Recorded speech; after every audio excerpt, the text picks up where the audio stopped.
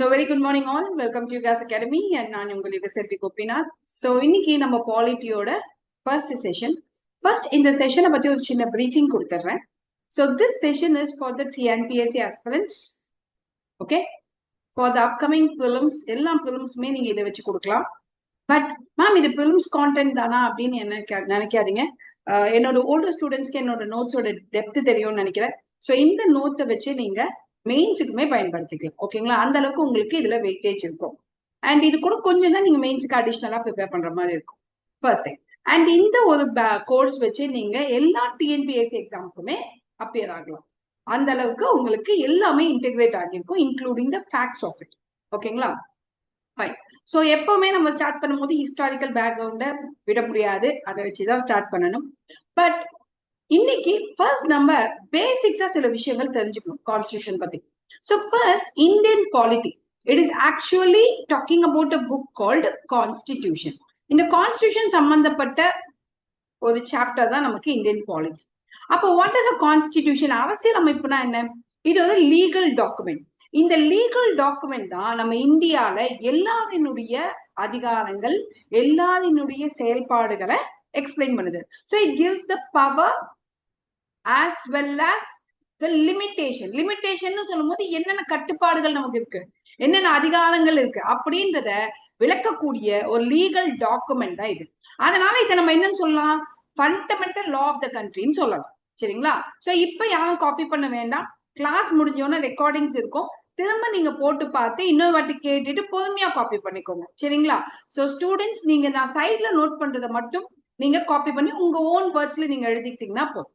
And what is constitutionalism? நம்ம எல்லாருக்கும் அரசியல் அமைப்புனா என்னன்னு தெரியும், ஆனா கான்ஸ்டிடியூஷனலிசம்னா என்னன்னு பல டிஎன்பிஎஸ்சி ஸ்டூடெண்ட்ஸ்க்கு தெரியாது. இது யூபிஎஸ்சிக்கு தானே தேவைன்னு நினைச்சிட்டு இருக்கீங்க? கிடையவே கிடையாது. நமக்கு அசர்ஷன் அண்ட் ரீசன்ஸ் எல்லாம் கொடுக்கும் போது கண்டிப்பா இதை அடிப்படையா வச்சுதான் கொடுப்பாங்க. பிரியங்கா உங்க கேமரா ஆன்ல இருக்கிறா? Okay fine. Assertion and reasons கொடுக்கும்போது ஆக்சுவலி நமக்கு இந்த மாதிரி கான்செப்டை பேஸ் பண்ணி தான் கொடுப்பாங்க. அப்ப நமக்கு கான்ஸ்டிடியூஷன்னா என்னன்னு தெரியணும், கான்ஸ்டிடியூஷனலிசம்னாலும் என்னன்னு தெரியணும். கான்ஸ்டிடியூஷனலிசம்ன்றது ஒண்ணும் இல்லை, specific limitations on the state power to prevent arbitrary decision. அப்ப என்ன சொல்றாங்க? எந்தெந்த கட்டுப்பாடுகள்னு நான் சொன்னேன் இல்லையா? சோ அந்த லிமிட்டேஷன்ஸ அரசாங்கத்துக்கு விதிக்கக்கூடியதுதான் கான்ஸ்டிடியூஷனலிசம். அப்போ சிம்பிளா சொல்லணும்னா கான்ஸ்டிடியூஷன்றது நமக்கு புக்கு, நம்மளோட நார்மல் லா புக் மாதிரி. சரிங்களா? அப்போ கான்ஸ்டிடியூஷனலிசம் அப்படின்னு சொல்லும் போது என்ன சொல்றாங்கன்னா, இந்த புக்ல இருக்கக்கூடிய லிமிட்டேஷன்ஸ். ஏன்னா சில நாடுகள்ல புக் இருக்கும், ஆனா அந்த புக்ல எந்த விதமான லிமிட்டேஷன்ஸும் இருக்காது. ஆனா எந்த நாட்டுல சட்டங்களும் இருந்து அதற்கான நிபந்தனைகள் லிமிட்டேஷன்ஸும் கிளியரா ஸ்பெசிஃபை ஆகியிருக்கோ, அதை செயல்படுத்தி இருக்கோமோ, அண்ட் அதை என்போர்ஸும் பண்ணியிருக்கணும். சும்மா எழுதி வச்சா போதாது. ஸோ லிமிட்டேஷன்ஸ் இருக்கணும், அதை என்போர்ஸும் பண்ணியிருந்தா அப்ப அந்த நாட்டுல என்ன இருக்குன்னு சொல்லலாம்? கான்ஸ்டிடியூஷனலிசம் இருக்குன்னு சொல்லலாம். ஏன் மேம் இந்த கட்டுப்பாடுகளை வச்சிருக்காங்கன்னு நம்ம நினைக்கலாம். கட்டுப்பாடுகள் இல்லாத நாட்டுல டெமோக்ரஸி அழிஞ்சு போயிடும். நல்லா புரிஞ்சுக்கோங்க. அப்போ கான்ஸ்டிடியூஷன் இது முக்கியம். வெறும் கான்ஸ்டிடியூஷன் புக் இருந்தா போதாது, அந்த கான்ஸ்டிடியூஷன்ல லிமிட்டேஷன்ஸ் இருக்கணும். அந்த ரெண்டுமே இருந்தாதான் என்ன பாதுகாக்கப்படும்? டெமோக்ரஸி. ஓகேங்களா? நீங்க இந்த அளவுக்கு புரிஞ்சுக்கிட்டால் மட்டும்தான் நம்ம பிரிலிம்ஸ்ல கேட்கக்கூடிய கான்செப்சுவல் क्वेश्चंस நம்ம போட முடியும். ஓகேங்களா? ஃபைன். உங்களுக்கு ஏதாவது டவுட்ஸ் இருந்தா ஹேண்ட் ரைஸ் பண்ணலாம் அல்லது கமெண்ட் பாக்ஸ்ல போடுங்க, நான் உங்களுக்கு எக்ஸ்பிளைன் பண்ணுவேன். ஓகே? இப்போ மூணாவதா நம்ம தெரிஞ்சுக்க வேண்டிய வேர்ட் என்னன்னா மொராலிட்டி. அறநெறிகள்னு சொல்லுவாங்க. So what is morality? பொதுவாவே நமக்கு வாழ்க்கைக்குன்னு சில மொராலிட்டி இருக்கு இல்லையா? நம்ம இப்படிதான் வாழணும், அப்படிதான் வாழணும்னு. அந்த மாதிரி கான்ஸ்டிடியூஷனுக்கு கூட இருக்காம், அதுக்குன்னு சில வேல்யூஸ் இருக்காம். உதாரணத்துக்கு எனக்கு ஒரு விஷயம் சொல்லுங்க, எவ்வகையான நாடு India? What type of country is India? உங்களோட ஆஸ்பெக்ட்ல சொல்லுங்க. இந்தியாவை பத்தி கேட்டா நீங்க என்ன சொல்லுவீங்க? சொல்லுங்க, என்ன சொல்லுவீங்க? நமக்கு தெரிஞ்ச ஃபர்ஸ்ட் வேர்டு என்ன? டெமோக்ரஸி. இந்தியா வந்து டெமோக்ராட்டிக் கண்ட்ரின்னு சொல்லுவோம், ஆமாவா? இது கூட வேற என்னென்ன வேர்ட் சேர்க்கலாம்? உங்களுக்கு தெரிஞ்சதை சொல்லுங்க, பரவாயில்ல. அதுல நான் உங்களுக்கு கொண்டு வரேன். செக்யூலர். Very good. செக்யூலர். ஏன்னா நிறைய ரிலீஜன் இருக்கு, எல்லா ரிலீஜனுமே ஈக்குவல்னு நம்ம சொல்லியிருக்கோம். So secular. தென் அவ்வளவுதானா? என்னங்க? Sovereign. Sovereign. Okay. Sovereign. Okay. Very good. Pavitra is giving with the new word republic. சரி, சோசியலிஸ்ட்னு ஒரு வேர்ட் சொல்லியிருக்காங்க. சோசியலிஸ்ட். இது கூடவே ஃபெடரல், சமத்துவம், ஈக்குவாலிட்டி. S or not? அப்போ இது எல்லாமே இந்தியால இருக்குன்னு நீங்க சொல்றீங்க இல்லையா? அப்ப இது எல்லாமே நம்ம என்ன சொல்லலாம்? இந்திய நாட்டினுடைய வேல்யூஸ். ஆமாவா இல்லையா? என்னுடைய வேல்யூ என்ன? ஃபார் எக்ஸாம்பிள் யாராவது நம்ம கிட்ட வந்து வாட் ஆர் யுவர் வேல்யூஸ்னு கேட்டா நம்ம என்ன சொல்லுவோம்? நான் ரொம்ப சாதுவான ஆளு, ரொம்ப open minded, I'm not an introvert, I'm an extrovert, எல்லார்கிட்டயும் ஈஸியா சிங்க் ஆயிடுவேன். இப்படி நம்ம சில விஷயங்கள் நம்மளை பத்தி பேசுவோம் இல்லையா? அப்ப அது எல்லாமே என்னது? என்னுடைய பாசிட்டிவிட்டி, அதுதான் என்னுடைய கேரக்டர். அப்ப அது எல்லாமே எனக்கு வேல்யூஸ். அப்ப அந்த மாதிரி நம்ம இந்தியாவுக்கும் சில வேல்யூஸ் இருக்கு. அப்ப இந்த வேல்யூஸ் டெஸ்ட்ராய் ஆகாம, ஓகே, டெஸ்ட்ராய் ஆகாம அத சேஃப்கார்ட் பண்றோம் இல்லையா, பாதுகாக்கிறோம் இல்லையா? அப்ப இது ரெண்டும் இருக்கும்போது அதுதான் நம்ம என்னன்னு சொல்றோம்? Constitutional morality.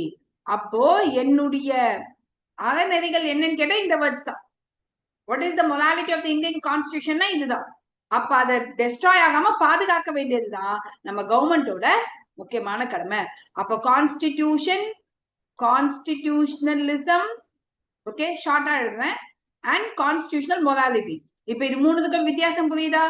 ஒரு பேசிக் லா புக் இருந்தா அது கான்ஸ்டிடியூஷன். இந்த லா புக்கை எஃபெக்டிவா இம்ப்ளிமெண்ட் பண்ணினா வித் லிமிடேஷன்ஸ் அது கான்ஸ்டிடியூஷனலிசம்.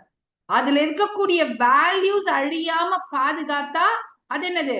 Constitutional morality. மூணுத்துக்கு வித்தியாசம் புரியுதா? Yes or no? Yes, ma'am. Okay, இப்போ நம்ம நெக்ஸ்ட் வேர்ட் போகலாம். இப்ப இதுக்கு அடுத்து நம்ம பாலிட்டி படிக்கும் போது அடிப்படையா தெரிஞ்சுக்க வேண்டிய இன்னொரு வேர்டு என்னன்னா ரூல் ஆஃப் லா, சட்டத்தின் ஆட்சின்னு சொல்லுவாங்க. இத வந்து மிஸ் பண்ணவே முடியாத ஒரு டாபிக் இது. நமக்கு இது தனி சிலபஸாவும் வச்சிருக்காங்க நம்ம பேப்பர்ல. ஏவி டைசி அவர்கள் கொடுத்த கோட்பாடு தான் இது. It was derived actually from UK. UK நாட்டுல ஏவி டைசி எழுதின ஒரு விஷயம் தான் ரூல் ஆஃப் லா. இதை நம்ம யூஸ் பண்ணிட்டு இருக்கோமானா எஸ், இந்தியால நம்ம ஃபண்டமெண்டல் ரைட்ஸ்ன்ற சாப்டர்ல நம்ம இதை பயன்படுத்திட்டு தான் இருக்கோம். இப்ப இதுல முக்கியமான விஷயம் என்னன்னா, இதுக்கு கீழே 3 பிரின்சிபிள்ஸ் இருக்கு. Absence of arbitrary power. Arbitrary பவர்ன்றது ஒண்ணும் இல்லை, எந்த ஒரு தனி மனிதனுக்கோ இல்ல தனி அதிகாரத்துக்கோ அதிகபட்ச அதிகாரம் இருக்கக்கூடாது. For example, I am the king, நான் எது சொன்னாலும் நீங்க எல்லாம் செய்யணும் அப்படின்னா அதுக்கு பேர் தான் ஆர்பிட்டரி பவர். அது உங்களுக்கு பிடிச்சதா இருக்கலாம், பிடிக்காததா கூட இருக்கலாம். ஆனா நான் அரசன் சொன்னா நீ கேட்கணும் அப்படின்னா we call it as arbitrary power. அப்ப எங்க சட்டத்தின் ஆட்சி இருக்கோ அங்க எந்த ஒரு தனி நபர்கிட்டையும் இப்படிப்பட்ட உச்சப்பட்ட அதிகாரத்தை கொடுக்க மாட்டோம். we will not give the absolute power in the hands of one individual. அப்ப அது இருக்கக்கூடாதுன்றாங்க. ரெண்டாவது, ஒரு லா எல்லாருக்குமே சமமா இம்ப்ளிமெண்ட் பண்ணணும், இது ரெண்டாவது பிரின்சிபல். மூணாவது, இண்டிவிஜுவல் லிபர்ட்டி, தனி மனித சுதந்திரம் பாதுகாக்கப்படணும், should be protected. Are you clear? அப்ப இந்த 3 பிரின்சிபல் தான் நமக்கு என்ன? Rule of law. क्वेश्चन கேட்கும் போதே கீழே இருக்கும் எவை ரூல் ஆஃப் லாவின் கோட்பாடுகள்? which of the following is associated with rule of law? இவ்வளவுதான் क्वेश्चனே கேட்பான். அப்ப இந்த மூணையும் நீங்க கரெக்டா ஐடென்டிஃபை பண்ணி நீங்க போடணும், அவ்வளவுதான். அப்ப ஃபர்ஸ்ட் யார்கிட்ட அதிக பவர்ஸ் இருக்கக்கூடாது, ஆப்சன்ஸ் ஆஃப் ஆர்பிட்டரி பவர். ரெண்டாவது ஈக்குவாலிட்டி பிஃபோர் லா. மூணாவது என்ன? Individual liberty has to be protected. Clear? இத மறுபடியும் நம்ம பின்னாடி பார்ப்போம். பட் ஃபர்ஸ்ட் பேசிக்கா இதெல்லாம் தெரிஞ்சுட்டு போனாதான் நம்ம பின்னாடி பார்க்கும்போது it will be easy. Okay, ரெண்டாவது, இப்போ கான்ஸ்டிடியூஷனலிசம் பத்தி நான் சொன்னேன் இல்லையா, இப்படி ஒரு வேர்ட் நம்ம புக்க 1950 எழுதும் போது யாராவது பேசினாங்களான்னு கேட்டா பேசல. நம்ம 1950 கான்ஸ்டிடியூஷன் புக்க பத்தி மட்டும் தான் பேசிட்டு இருந்தாங்க. கான்ஸ்டிடியூஷனலிசம்ன்ற வேர்ட் அப்ப பேசல. ஏன்னா யாருக்குமே நம்ம புக் வந்து ஒரு லிமிட்டேஷன் சேர்ந்த புக்குன்றத அவங்க திங்க் பண்ணல. அதுதான் உண்மை. லிமிட்டேஷன்ஸுக்கு தான் முக்கியத்துவம். இந்த கட்டுப்பாடுகள் யார் யாருக்கு? கவர்மெண்ட்டுக்கு, பார்லிமெண்ட்டுக்கு, ஜுடிஷியரிக்கு, ஏன் பீப்புள் நமக்குமே சில கட்டுப்பாடுகள் இருக்கு. அந்த கட்டுப்பாடுகள்லாம் என்னன்னு நம்ம பின்னாடி பார்ப்போம். What are the limitations. அப்போ நம்ம புக் எழுதின அன்னைக்கு இந்த லிமிடேஷன்ஸ் பத்தி யாரும் பெருசா பேசல. ஆனா நாட்கள் போக போக ஒரு டைவர்சிட்டி இருக்கக்கூடிய நாட்டுல அதிக அளவுக்கு பல வகையான பீப்புள், அதாவது பல மதங்கள், பல இனங்கள், ஓகே, பல வகையான ஜெண்டர்ஸ் இருக்கும். இப்ப பாத்தீங்கன்னா மென் விமன் மட்டும் இல்லாம தேர்ட் ஜெண்டரும் வச்சிருக்கோம். எஸ், இந்த தேர்ட் ஜெண்டர் எந்த கேஸ்ல ரெக்கக்னைஸ் பண்ணாங்கன்னு நான் உங்களுக்கு சொல்லி கொடுப்பேன். இன்ஃபேக்ட் நம்ம டிரான்ஸ்ஜெண்டர் இருக்காங்க இல்லையா, இவங்கள 3வது பாலினமாக நால்சா அப்படின்ற நால்சா கேஸ்ல தான் டிக்ளேர் பண்ணிருப்பாங்க. இந்த கேஸ்லாம் நம்ம பின்னாடி பார்ப்போம். Okay fine. இப்போ இந்த பல வகையான ஜெண்டர் இருக்கு, அண்ட் தென் பல வகையான கேஸ்ட் இருக்கு. Yes or not? அப்ப இப்படி பல எல்லாமே பலன்னு இருக்கிறத டைவர்சிட்டின்னு சொல்றோம். அப்ப இந்த டைவர்சிட்டி பாதுகாக்கப்படணும்னா எல்லாருக்குமே சில ரெஸ்ட்ரிக்ஷன்ஸை நம்ம சொல்லணும். கவர்மெண்டா நீ இதுக்கு மேல எதையும் செய்யாத, பார்லிமெண்டா நீ இவ்வளவுதான் செய்யணும், ஜுடிஷியரியா நீ அவங்க கிட்ட போகாத அப்படின்ட்டு அவங்களுக்கான லிமிடேஷன் சொன்னாதான் இந்த டைவர்சிட்டி பாதுகாக்கப்படும். அப்போ அந்த லிமிடேஷன்ஸ் நான் என்னன்னு உங்களுக்கு சொல்லி கொடுத்தேன். அந்த லிமிடேஷன்ஸ் இருக்கக்கூடிய புக்கை நம்ம கான்ஸ்டிடியூஷனலிசம்னு சொல்லுவோம். Are you clear? கான்ஸ்டிடியூஷனலிசம்ன்றது நம்மளோட அடிப்படை அப்படின்னு சொல்லி ஐயா கொஹெல்வோ கேஸ், இந்த ஐயா கொஹெல்வோ கேஸ் பாருங்க, ஸ்டேட் ஆஃப் தமிழ்நாடு அகைன்ஸ்ட். அதனால இது டிஎன்பிஎஸ்சிக்கு ரொம்ப முக்கியமான ஒரு கேஸ். 2007ல போட்ட இந்த கேஸ்ல கான்ஸ்டிடியூஷனலிசம்ன்றது அடிப்படையானது நம்ம புக்குக்கு அப்படின்னு டிக்ளேர் பண்ணிருப்பாங்க. Are you clear? இப்போ உங்களுக்கு கான்ஸ்டிடியூஷன், கான்ஸ்டிடியூஷனலிசம், கான்ஸ்டிடியூஷனல் மொராலிட்டி 3 வித்தியாசம் புரியுதா? அண்ட் இந்த 3 வேர்டுக்கும் நம்ம டெமோக்ரஸிக்கும் என்ன கனெக்டிவிட்டின்னு புரியுதா? அதுல ஏதாவது டவுட்ஸ் இருந்தா ஃபர்ஸ்ட் கேட்டுருங்க. கிளியரா இருக்கீங்க இல்லையா? ஓகே, இப்ப நான் அடுத்துக்கு போறேன். இப்ப கான்ஸ்டிடியூஷன்ல நான் ஆல்ரெடி உங்களுக்கு சொல்லியிருக்கேன், கான்ஸ்டிடியூஷன் இருக்கக்கூடிய நாடுகள் எல்லாமே கான்ஸ்டிடியூஷனலிசம் இருக்குமான்னு கேட்டா கிடையாது. சில நாட்டுல புக் இருக்கும், ஆனா இந்த புக்ல லிமிடேஷன்ஸ் இருக்குமான்னு கேட்டா இஃப் எஸ் இருந்தா, அப்படி இல்லைன்னா இருந்தா அங்க நம்ம என்னன்னு சொல்லுவோம், கான்ஸ்டிடியூஷனலிசம் இருக்குன்னு சொல்லுவோம். அப்படி இல்லைன்னா நோ கான்ஸ்டிடியூஷனலிசம். புரியுதுங்களா? அப்ப புக் இருக்கக்கூடிய எல்லா நாட்டிலுமே கான்ஸ்டிடியூஷனலிசம் இருக்கணும்னு அவசியம் கிடையாது. சில நாடுகள்ல இருக்கும், சில நாடுகள்ல இருக்காது. ஃபர்ஸ்ட். ரெண்டாவது, கான்ஸ்டிடியூஷனல் அரசாங்கம்னா என்ன? What is a constitutional government? Tamil students கவலைப்படாதீங்க, ஒவ்வொரு பிபிடியோட தமிழ் டிரான்ஸ்லேஷனும் அடுத்தடுத்த பிபிடில இருக்கும். அதனால தமிழ் ஸ்டூடெண்ட்ஸும் பயப்பட வேண்டாம். ஓகே, ஃபர்ஸ்ட் நீங்க புரிஞ்சுக்க ட்ரை பண்ணுங்க. கான்ஸ்டிடியூஷனல் கவர்மெண்ட்னா என்ன? ஒரு கவர்மெண்ட் மக்களால் தேர்ந்தெடுக்கப்படும். ஹெட் ஆஃப் த ஸ்டேட், நாட்டினுடைய தலைவருக்கு அதிகாரம் லிமிட்டடா இருக்கணும், அண்ட் அவங்கள பிக்ஸ்டு டேர்முக்கு தேர்ந்தெடுக்கணும். ஃபார் எக்ஸாம்பிள், இதுக்கான ஆப்போசிட்டான மெத்தட் என்னன்னு பாத்தீங்கன்னா மொனார்கின்னு சொல்லுவோம். மன்னர் ஆட்சி தான் இதுக்கு ஆப்போசிட். ஏன் மேம்னு கேட்டீங்கன்னா, மன்னர் ஆட்சியில நோ பிக்ஸ்டு டேர்ம். ஆமாவா இல்லையா? அவங்களுக்கு பிக்ஸ்டா 5 வருஷம் 10 வருஷம் கிடையாது. எனக்கு அடுத்து என் பிள்ளைக்கு அடுத்து அவங்க புள்ள அப்படின்னு வம்சாவளியா போகும். அப்ப அவங்களுக்கு ஏதாவது கட்டுப்பாடுகள் இருக்குமானா நோ லிமிடேஷன். அரசனாச்சே, கட்டுப்பாடே இருக்காது. இந்தியா அண்ட் யூஎஸ்ல நம்ம ஃபாலோ பண்றது கான்ஸ்டிடியூஷனல் கவர்மெண்ட். நம்ம எல்லாமே எதுக்கு கீழே ஒர்க் பண்ணிட்டு இருக்கோம்? கான்ஸ்டிடியூஷன் இந்த புக்கு கீழே தான் ஒர்க் பண்ணுவோம். அதுதான் கான்ஸ்டிடியூஷனல் கவர்மெண்ட். அப்போ கான்ஸ்டிடியூஷன் இல்லாத நாடுகள் எப்படி இருக்கும்? நான் சொன்னேன் இல்லையா, மொனார்கி. நோ எலெக்ஷன், மன்னரை மாத்துறதுக்கு எலெக்ஷன் நடத்த மாட்டோம்.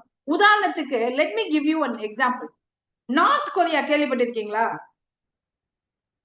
இந்த நார்த் கொரியா கிங் வந்து உலக ஃபேமஸ்.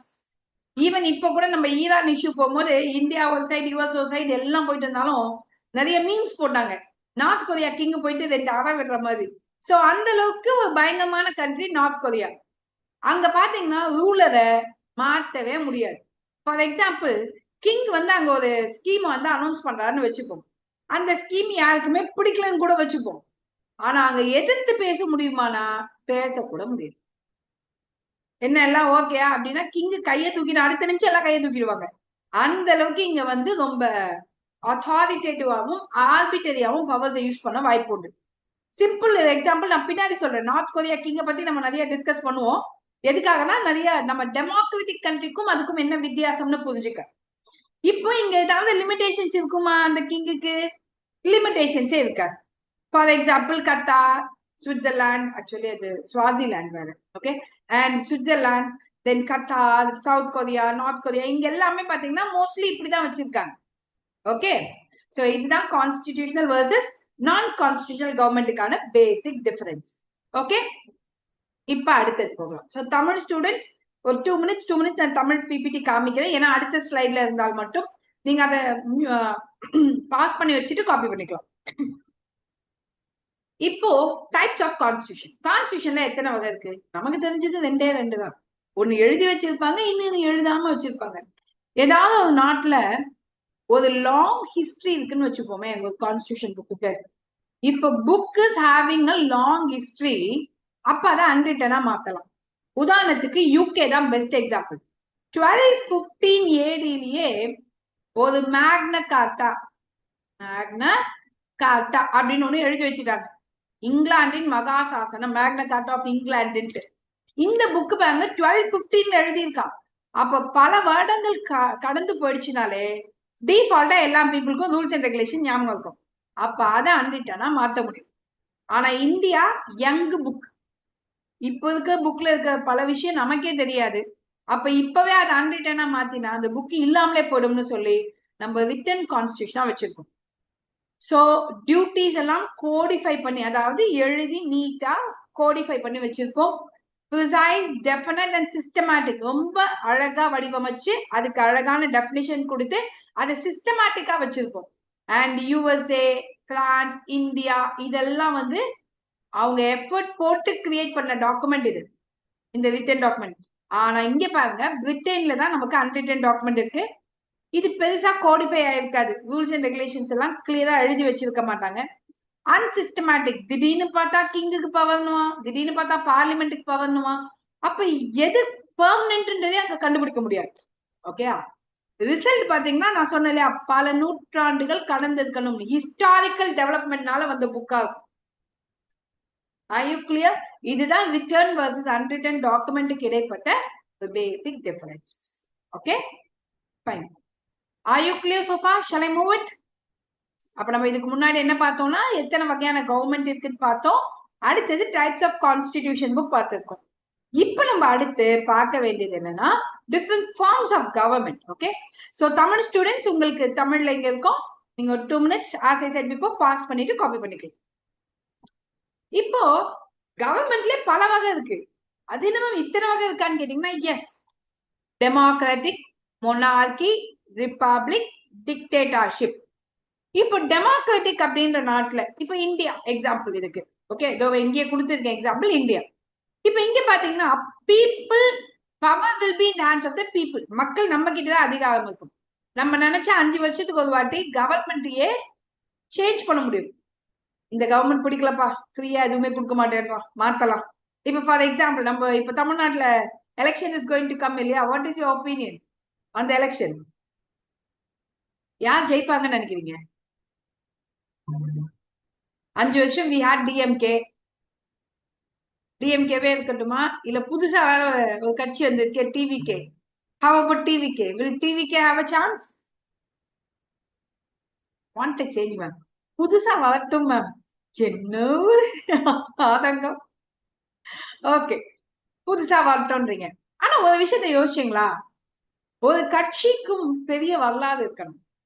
அந்த கட்சி பெரிய வரலாறு மட்டும் இல்லாம அதை கொண்டு போறதுக்கு ஒரு தனி ஸ்ட்ரென்த் அண்ட் எக்ஸ்பீரியன்ஸ் தேவை.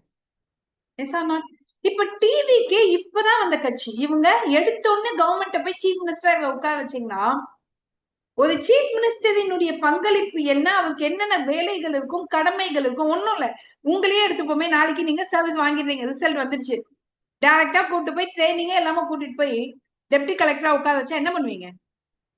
திங்க் பண்ணி பாருங்களேன். ஜஸ்ட் பேசிக்கா உங்களுக்கு அசிஸ்டன்ட் இருக்கலாம், எல்லாமே இருக்கலாம். டைரக்டா கூட்டிட்டு போய் உங்களை டெப்டி கலெக்டரா உட்கார வைக்கும் போது உங்க அசிஸ்டன்ட்டே கிண்டல் பண்ணுவான். என்னப்பா இவங்களுக்கு ஒண்ணுமே தெரியல, வந்து நம்ம உயிரை எடுத்துட்டு இருக்காங்க சொல்லுவாங்களா இல்லையா? அப்ப எதுக்குமே ஒரு பெரிய ஹிஸ்டரி பேசிக்ல இருந்து லேர்னிங் வேணும்ல. பார்க்கலாம், இது வருதா இல்ல ஏடிஎம்கே இஸ் கோயிங் டு கம்ன்றத let us wait and see. ஆனா இப்ப நீங்க சொன்னீங்க இல்லையா, we need a change. அந்த சேஞ்சுக்கான அதிகாரம் எங்க இருக்கும்? டெமோக்ராட்டிக் கண்ட்ரில இருக்கும். பீப்புள் எலெக்ட் ரெப்ரசன்டேட்டிவ், நம்ம ஓட்டு போட்டு நம்ம தேர்ந்தெடுக்கலாம். India example. ஆனா ஒரு மொனார்கினா மன்னர் ஆட்சியில கிங் அண்ட் குவீன் தான் இருப்பான். அவனை பிடிக்குதோ பிடிக்கலையோ நம்ம அவனை அக்செப்ட் பண்ணி தான் ஆகணும். 1 minute please.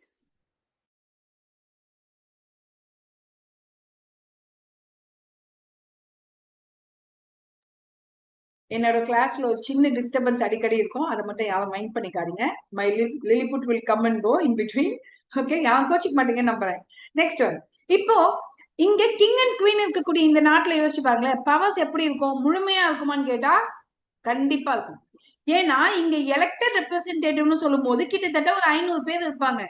இந்த 500 பேருக்குமே அதிகாரம் இருக்கும். ஆனா மொனார்கில ஒரே ஆள் கிட்டதான் இருக்கும். அண்ட் அவனுக்கு முழுமையாவும் இருக்கலாம், இல்ல சில லிமிடேஷன்ஸ் கூட இருக்கலாம். ரெண்டு பேட்டர்ன்லயுமே இருக்கலாம். ஓகே, இதுக்கு பெஸ்ட் எக்ஸாம்பிள் யூகே. இப்ப அடுத்தது ரிப்பப்ளிக் வாங்க. Head of the state is elected. Head of the ஸ்டேட்டை அங்க தேர்ந்தெடுக்கிறாங்க, வம்சாவளி கிடையாது. Example India. ஃபார் எக்ஸாம்பிள் நம்மளோட பிரசிடென்ட். இப்போ இந்த ஸ்டேட்னு வரும்போது இந்த வேர்டை நீங்க தெளிவா புரிஞ்சுக்கணும். பொதுவா இங்க நான் டைப் பண்ணும்போதே ஸ்மால்ல போட்டேன், கேப்ஸ்ல ஒண்ணும் இது. கேபிட்டல் வேர்டு ஸ்டேட்னா தமிழ்ல அரசு.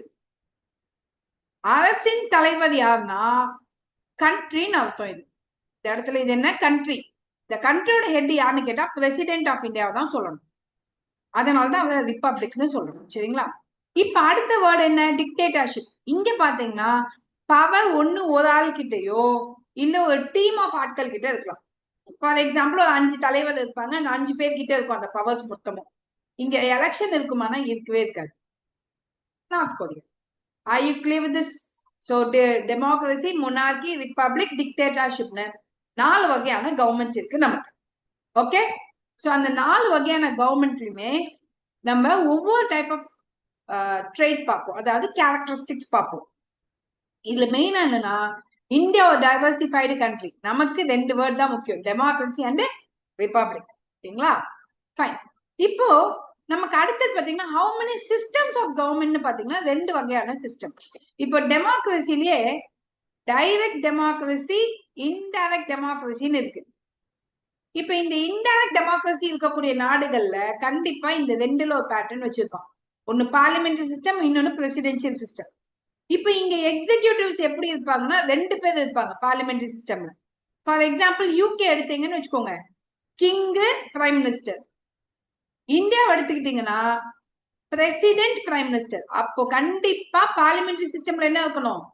டியூவல் ஹெட், 2 தலைவர்கள் இருக்கணும். ஆனா பிரசிடென்சியல் சிஸ்டம்ல ஒரே ஆள் தான்.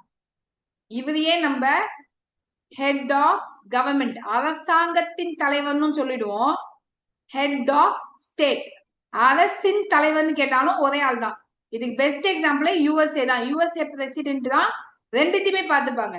ஆனா இந்தியாவில் அப்படியான்னு கேட்டா கிடையாது. இந்தியால இங்க பாருங்க, பிரசிடென்ட் என்னன்னு சொல்லுவோம்? Head of state.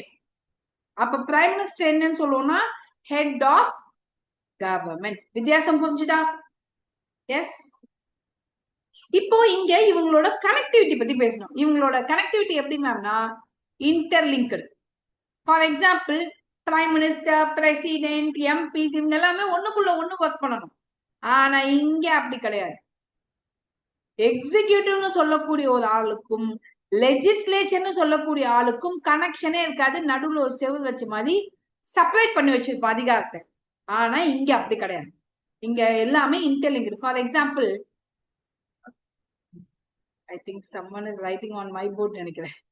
Okay, so எம்பியா இருக்கக்கூடிய இதே கேரக்டர் தான் பிரைம் மினிஸ்டராகவும் இருப்பார். எம்பியா இருக்காங்களே இவங்களை நம்ம லெஜிஸ்லேச்சர்னு சொல்லுவோம். மினிஸ்டர்ஸ் எல்லாரையும் எக்ஸிகியூட்டிவ்னு சொல்லுவோம். அகைன் ஐம் ரிப்பீட்டிங், எம்பி எல்லாம் லெஜிஸ்லேச்சர், மினிஸ்டர்ஸ் எல்லாம் எக்ஸிகியூட்டிவ். மொத்தத்துல ஆனா இவங்க 2 பேரும் தனித்தனி ஆளான்னு கேட்டா கிடையாது. இது பின்னாடி நம்ம பார்க்கும்போது நீங்க புரிஞ்சுப்பீங்க. They are interlinked. ஒரே ஆள் தான் எம்பியாவும் இருப்பாங்க, மினிஸ்டராவும் இருப்பாங்க. நம்ம பிரைம் மினிஸ்டரே எடுத்துக்கோங்க எக்ஸாம்பிள். எக்ஸாம்பிள் இஸ் அவர் prime minister. He is actually MP from Varanasi. வாரணாசிக்கு எம்பி யாருன்னு கேட்டா நம்ம பிரைம் மினிஸ்டர் தான். அண்ட் அமைச்சர் பதவியும் வச்சிருக்காரு. அப்போ 2 பதவி வச்சிருப்பாங்க. அப்போ 2 போஸ்ட் வில் பி தேர். இப்ப இவங்களோட ரெஸ்பான்சிபிலிட்டி எப்படின்னா மொத்தமா ஒரு டீமா, அதாவது பிரைம் மினிஸ்டரும் அவரோட டீம், அமைச்சர்கள் குழுன்னு சொல்லுவோம், கவுன்சில் ஆஃப் மினிஸ்டர்ஸ், இவங்க எல்லாமே பார்லிமெண்ட்டுக்கு பதில் சொல்லியே ஆகணும். ஆனா இங்க அப்படி உண்டான்னு கேட்டா கிடையாது. ஏன்னா நான் தான் நடுவுல செவுது வச்சுட்டேனே. எக்ஸிகியூட்டிவ் தனியா வேலை பார்ப்பான், லெஜிஸ்லேச்சர் தனியா வேலை பார்ப்பான். அவங்க 2 பேருக்கிடையே கனெக்ஷனே இருக்காது. அப்ப யாரும் யாருக்கும் ஆன்சர் பண்ண வேண்டிய நீட் இருக்காது. அப்ப பார்லிமெண்டரி சிஸ்டம்ல ஆன்சர் பண்ணணும், பிரசிடென்சியல் சிஸ்டம்ல ஆன்சர் பண்ண வேண்டாம். நாளைக்கு மெயின்ஸ்ல bring out the features of parliamentary systemனு கேட்டா இங்க நான் கொடுத்திருக்கக்கூடிய இந்த பாயிண்ட்ஸ் அழகா நீங்க ஒரு 5 பாயிண்டா எழுதி வச்சீங்கன்னா முடிஞ்சிருச்சு ஆன்சர். நல்லா ஞாபகம் வச்சுக்கோங்க. ஓகே, இப்ப இவங்களுக்கு டேர்ம் எப்படி இருக்கும்? இங்க பிளெக்சிபிளா இருக்கும், அதாவது 5 இயர்ஸ். ஆனா 5 இயர்ஸ்க்கு நடுவுலயே கூட நம்ம நினைச்சா பதவி விலக்கல் செய்யலாம். ஆனா இங்க அப்படி கிடையாது, fixed. Removal, no confidence motion மூலமா எனக்கு இந்த பிரைம் மினிஸ்டர் பிடிக்கலப்பா அனுப்புங்கப்பா அப்படின்னு நினைச்சா அனுப்ப முடியும். ஆனா இங்க ரொம்ப ரேர் கேஸ்ல தான் அவர் பதவியில இருந்து எடுக்க முடியும், நம்ம பிரசிடென்ட். இதுக்கு எக்ஸாம்பிள் இந்தியா அண்ட் யூகே, இதுக்கு எக்ஸாம்பிள் யூஎஸ்ஏ. சோ பார்லிமெண்டரி சிஸ்டம்னாலே ஃபர்ஸ்ட் நீங்க ஞாபகம் வச்சுக்கிறது 2 ஹெட் இருக்கணும், 2வது இன்டர்லிங்கேஜ் இருக்கணும், 3வது பதில் அளிக்கணும், கலெக்டிவ் ரெஸ்பான்சிபிலிட்டி, 4வது பிக்ஸ்டு டேர்ம் இருக்காது, பிளெக்சிபிள் டேர்ம் இருக்கும், 5வது எப்ப வேணாலும் அவங்கள ரிமூவ் பண்ணலாம். கிளியர்? இப்ப பிரசிடென்ட் பார்லிமெண்டரி ஓகே தானே உங்களுக்கு?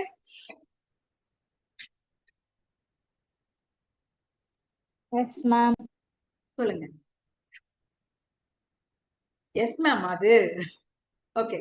சரி, நம்ம வந்து இன்ட்ராக்ட் பண்ணிட்டே இருந்தீங்கன்னா மட்டும்தான் எனக்குமே நல்லா இருக்கும், உங்களுக்குமே நல்லா இருக்கும். இல்லைன்னா யோசிப்பாங்க, நீங்க இப்படியே பார்த்துட்டு உட்கார்ந்து இருந்தீங்கன்னா எதுவுமே பேசாம உங்களுக்குமே ஒரு மாதிரி போரிங் ஆயிடும்.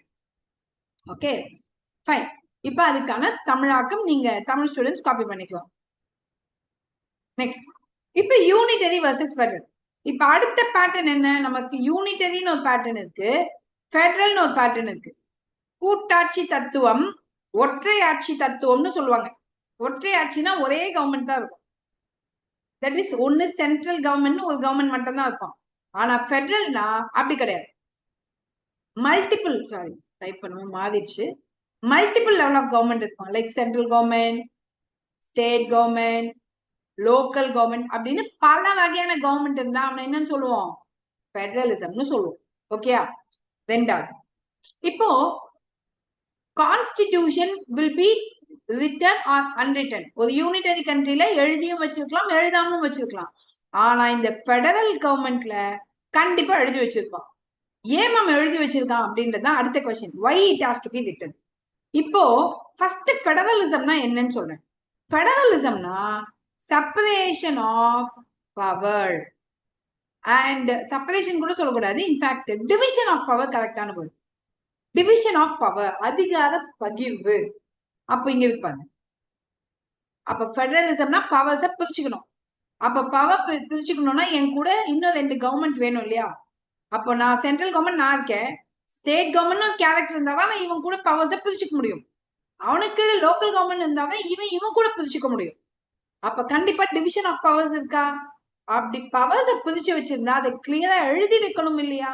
அதுக்காக தான் ரிட்டன் கான்ஸ்டிடியூஷன். ஆனா இங்க ஒரே கவர்மெண்ட் தானே, நான் யார் கூடயும் ஷேர் பண்ண மாட்டேன். அப்ப என்ன எழுதி வைக்கணும்? எழுதலாம், எழுதாமையும் இருக்கலாம். So written or unwritten. இங்க என்ன இருக்காது? டிவிஷன் ஆஃப் பவர்ஸ் இருக்காது. ஓகே, அண்ட் ஆக்சுவலி இது தனித்தனியா டைப் பண்ண வேண்டியது, ஒன்னா உங்களுக்கு அண்டர்ஸ்டாண்டிங்காக 2மே ஒரே பேஜ்ல இருக்கு. Constitution may be supreme or not may be supreme. கான்ஸ்டிடியூஷனை ஹையஸ்டாவும் வைக்கலாம், வைக்காமலும் இருக்கலாம். Constitution can be rigid or flexible. ரிஜிடாவும் இருக்கலாம், பிளெக்சிபிளாவும் இருக்கலாம். Judiciary may be independent. ஜுடிஷியரிய தனியா அதிகாரம் கொடுத்து வைக்கலாம், வைக்காமலும் இருக்கலாம். Legislature may be bicameral or unicameral. 2 வீடு கொண்ட பார்லிமெண்ட் இருக்கலாம், அல்லது ஒரு வீடு கொண்ட பார்லிமெண்டா கூட இருக்கலாம். மொத்தத்துல யூனிட்டரி சிஸ்டம்னா அங்க பவர்ஸ் எல்லாமே சென்ட்ரல் கவர்மெண்ட் கிட்ட மட்டும்தான் இருக்கும். அதனால அவன் எழுதி வைக்கலாம், எழுதி வைக்காம இருக்கலாம், கொடுக்கலாம், கொடுக்காம இருக்கலாம், இப்படி இருக்கும். ஆனா ஒரு ஃபெடரல் கண்ட்ரில அப்படி கிடையாது. கான்ஸ்டிடியூஷன் ரொம்ப ஸ்ட்ரிக்டா வச்சிருப்பாங்க, ரிஜிடா, அவ்வளவு ஈஸியா மாத்த முடியாது. ஜுடிஷியரிய தனியா வச்சிருப்பாங்க, இண்டிபெண்டா. ஏன்னா யார் தப்பு செஞ்சாலும் கேள்வி கேட்கக்கூடிய பவர்ஸ் இருக்கணும். Dual polity. டியூவல் பாலிட்டினாலே நான் சொன்னேன் இல்லையா, கவர்மெண்ட்ல சென்ட்ரல், ஸ்டேட், லோக்கல்னு அதிக அளவு இருக்கும். தென் சூப்பர்மசி ஆஃப் கான்ஸ்டியூஷன். இந்த எல்லா கவர்மெண்ட்மே கான்ஸ்டியூஷன் என்ன சொல்லுதோ கேட்கணும். அப்ப அந்த நாட்டுல எது மேல இருக்கு? சுப்ரீமா. கான்ஸ்டிடியூஷன் தான் சுப்ரீமா இருக்கு. Next is by cameralism. 2 வீடு கண்டிப்பா இருக்கணும். அப்போ பெடரலிசம் இருக்கக்கூடிய நாட்டுல பார்லிமெண்ட் உள்ள கண்டிப்பா 2 ஹவுஸ் இருக்கணும். Is that clear with the features of federalism? உங்களுக்கு நான் ஒயிட் போர்ட்லயும் I will make you understand. So that white போர்ட்ல எல்லாம் நான் போடுறதை நீங்க உட்காந்து காப்பி பண்ணிக்கலாம் என் கூடவே. ஓகேயா? ஃபார் எக்ஸாம்பிள், ஃபெடரல் அப்படின்னாலே நான் ஃபர்ஸ்ட் என்ன கனெக்டிவிட்டி சொன்னேன்? டிவிஷன் ஆஃப் பவர்ஸ் இருக்கணும். இதான் அந்த வேர்டுக்கான மீனிங். அப்ப அதிகார பிரிவு இருக்கணும்னா அப்ப ஃபர்ஸ்ட் அங்க என்ன இருக்கணும்? சென்ட்ரல் கவர்மெண்ட், அது கூடவே ஸ்டேட் கவர்மெண்ட், அது கூடவே லோக்கல் கவர்மெண்ட் இருக்கணும். அப்ப இதை நம்ம என்னன்னு சொல்றோம்னா 2 or more levels of government சொல்றோம். ரெண்டாவது இவங்களுக்கு இடையே அதிகாரத்தை பிரிச்சிடணும். Division of power. அப்படி பிரிச்சு வச்சது கன்ஃபியூஷன் ஆகக்கூடாது இல்லையா? அதனால நம்ம என்ன பண்ணிடணும்? எழுதி வச்சிடணும். Return constitution. எழுதிட்டு என்ன சொல்றோம்? இனி நீயும் பெரிய ஆள் இல்ல, நானும் பெரிய ஆள் இல்ல, இந்த புக்கு தான் பெரிய ஆள். அப்போ சூப்பர்மசி ஆஃப் கான்ஸ்டிடியூஷன். கான்ஸ்டிடியூஷன் தான் உயர்ந்ததா இருக்கும். 5வது அந்த புக்கை நீங்களும் மாத்தக்கூடாது, நானும் மாத்திடக்கூடாது இல்லையா? அதனால ரிஜிட் கான்ஸ்டிடியூஷனா இருக்கும். அதையும் மீறி உங்களுக்கும் எனக்கும் நடுவில் சண்டை வரலாம் இல்லையா? சென்டருக்கும் ஸ்டேட்டுக்கும் இடையே. அப்படி சண்டை வந்தா அதை தீர்த்து வைக்க நம்ம ஜுடிஷியரிய வச்சிருக்கோம். ஆனா இவன் உங்களையும் டிபெண்ட் பண்ணக்கூடாது, என்னையும் டிபெண்ட் பண்ணக்கூடாதுன்னு சொல்லி இண்டிபெண்டா வச்சிருக்கோம். அண்ட் என்னோட வீட்டுக்குள்ள உங்களோட ஒரு ஆள் உட்கார்ந்துமே, அதனால பை கேமிரல் ஹவுஸ் வச்சிருக்கோம். ராஜ்யசபா பிளஸ் லோக்சபான்னு இப்ப எப்படி 2 வீடு வச்சிருக்கோம், இந்த மாதிரி 2 வீடு இருக்கக்கூடிய பேட்டர்ன் இருக்கணும். இது எல்லாமே த ஃபீச்சர்ஸ் ஆஃப் ஃபெடரலிசம். அவ்வளவுதான். நீங்க இது எழுதினாலே போதும் மெயின்ஸுக்கு. அது ஞாபகம் வச்சுக்கோங்க. சரியா? இப்ப இதுக்கு தெளிவா இருக்கா? கிளியர்? காப்பி பண்ணிட்டீங்களா? காப்பி பண்ணிக்கோங்க. நடுவுல only when you write you will not sleep. இல்லைன்னா போர்டை மட்டுமே பார்க்கும்போது உங்களுக்கு தூக்கம் வந்துடும்.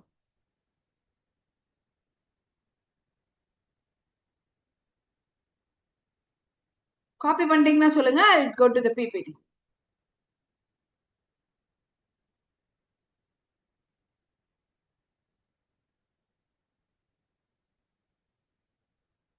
ஆன்லைன் கிளாஸ்ல நிறைய இன்ட்ராக்ஷன் இருக்கணும். அப்பதான் நல்லா ஜாலியா போகும். சரியா?